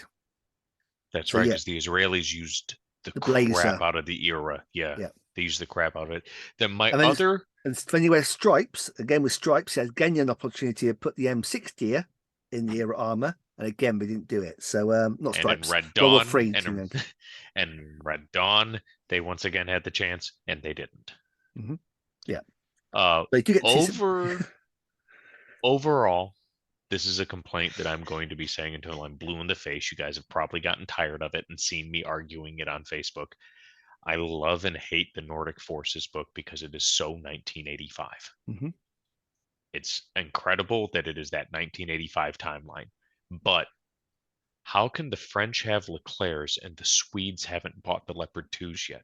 The Leclercs came out 2 to 3 years after the Swedes had Leopard 2s that they had made in their southern factories deployed to their units in the north. Yeah. So it's that timeline argument that has been coming around since 2A5s and Martyr 2s hit the game. To quote a British legend, it's a little bit of wibbly wobbly, timey wimey kind of thing going on here. Exactly. But that's something that I'm going to keep on complaining that I cannot have, that I don't have Swedish Leo 2s because for whatever reason they decided to make that book a pure 1985 book. Yeah. So, well, the first books seem to be sorry. So Lexi, this isn't the first time we've had you on the show, so I can't ask you the same guest question again. So okay, I'm going to ask you a different question, which might have a very boring answer because it's you specifically. Well, that's not promising. Oh no. This is the question our previous guest, my friend Kevin Morris, posited to us, which is, what's the most embarrassing thing in your pile of shame? Because you just might not have a pile of shame, Mr. I've painted inner models for 900 days in a row. No, because there's one big problem with 3D printing. That being, I can 3D print stuff faster than I can paint it. And the most embarrassing thing in my pile of shame, I'll have two answers. I'll have the shrink wrap company one that I bought with plans but have never used. I think 2 Christmases ago, I bought presents for myself from my grandma at a Black Friday sale from our local store, and I got 2 boxes of the metal D-Day Assault Company U.S. troopers. I also have a metal box of that in my pile of shame somewhere. Yeah, so I so feel that's they're really one cool I miniatures. got. They are, and I got a whole basing kit to go with them as well because my goal with them was to make them look like the scene from Band of Brothers where they're walking through the fields, even though it'd be troopers, not paratroopers. But I got like yellow and red flowers, long static grass and stuff, so I can make this beautiful thing. They haven't been touched since I unwrapped them. But the really embarrassing thing in my pile of shame from the 3D printing for my Tau is I have a model that one of my friends dubbed the Kami Mommy, where it is a pinup Farsight with half of her armor off, very, very scandalous for the Warhammer 40,000 community. And I have painted it 4 times and stripped it 4 times because I cannot figure out the color that I want the skin tone to be. See, this So is the I don't fun know thing if that about- counts as pile of shame because it's not done, or if it's worse pile of shame because I can't decide how I want it done. Because you try to work out I don't know. Tau tan lines. Oh, I'm just saying. that was the second one. I did legitimately do that with greens. I did like a green skin style thing where it's like, okay, she would have tan. So yeah, it's very cringy. I do not know what it is, but low key, the oddly horniest 40k players are the Tau players every time. Completely, because it's the Tau weebs. players. It's the weebs. It is 100% the weebs. Oh, because you think it would be the Slanesh players, but no, it's the Tau players. Yep, Crisis suit waifus, yes. Yep, that's exactly what it is. I mean, there's that entire line bit with the Emperor had text a speech device where Kitten is apparently like his waifu shadow son or some crap. But yeah, Yes. no, there's it's because not every single Tau player is a weeb, but every single weeb is a Tau player. I think that's how that ratio goes. But yes, that is definitely my cringiest. I love how I gave piece. you an out. I'm like, well, you've painted like 900 days in a row. What pile of shame? And you could have lied to us, but I appreciate the honesty. Hey, if there's one thing I am, it's honest. And let me tell you, because the one thing that I will continually throw out there is when you start like 3D printing at the level that I'm 3D printing, where there will be weeks where that printer is running 24/7, you are making armies before you can even finish painting them. Like I have an entire Berlin German force that I printed, put into like Ziploc dime bags, put in a box, and I forgot about until I was thinking about it now. So just crap like that where it's just continual. Amazing. Lexi, it's been great having you on as always. I think we just set a record for the longest episode time of day so far as well. Absolutely. Well, the previous record was also Lexi in the Nordic book. So we had lots to Well, I'm discuss. sorry, guys. It That's not a seems bad like thing. there's getting a theme though whenever I come on, because I certainly am a talker. But it's always a good talk. And I'd say certainly the Nordic Forces review got a lot of, we got a lot of likes, a lot of comments, so it's definitely worth the time taken, I think. Sorry. Oh, I was just gonna say I love doing this. It's always a pleasure coming on and having these chats with you guys. So if you want me to come on for more, I am more than willing and capable. Well, next Team Yankee book, I'm sure there'll be one soon, so we can definitely discuss it forward. Yeah, so thanks once again, thanks for coming. To the audience, thanks again for listening to us. As always, remember to wait for Mike to his like, bit. share, subscribe, smash that like button, obliterate your friends and family. I don't know anything anymore. I've fallen into the YouTube hole. It's madness. It's pure madness. Watch every episode of Time of Day. Watch every episode of Time of Day. Watch every episode of Time of Day. Good night, everyone. Thanks very much.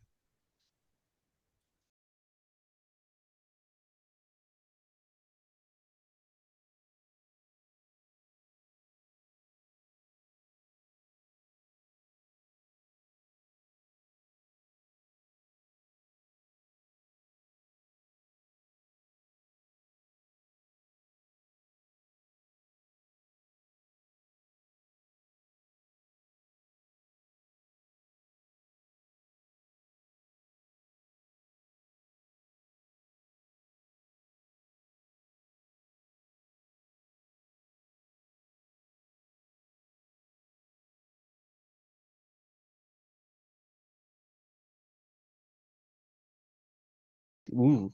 Also, Aaron Rodgers increasingly looked like Nicholas Page playing Aaron Rodgers playing a homeless person. So it's just a...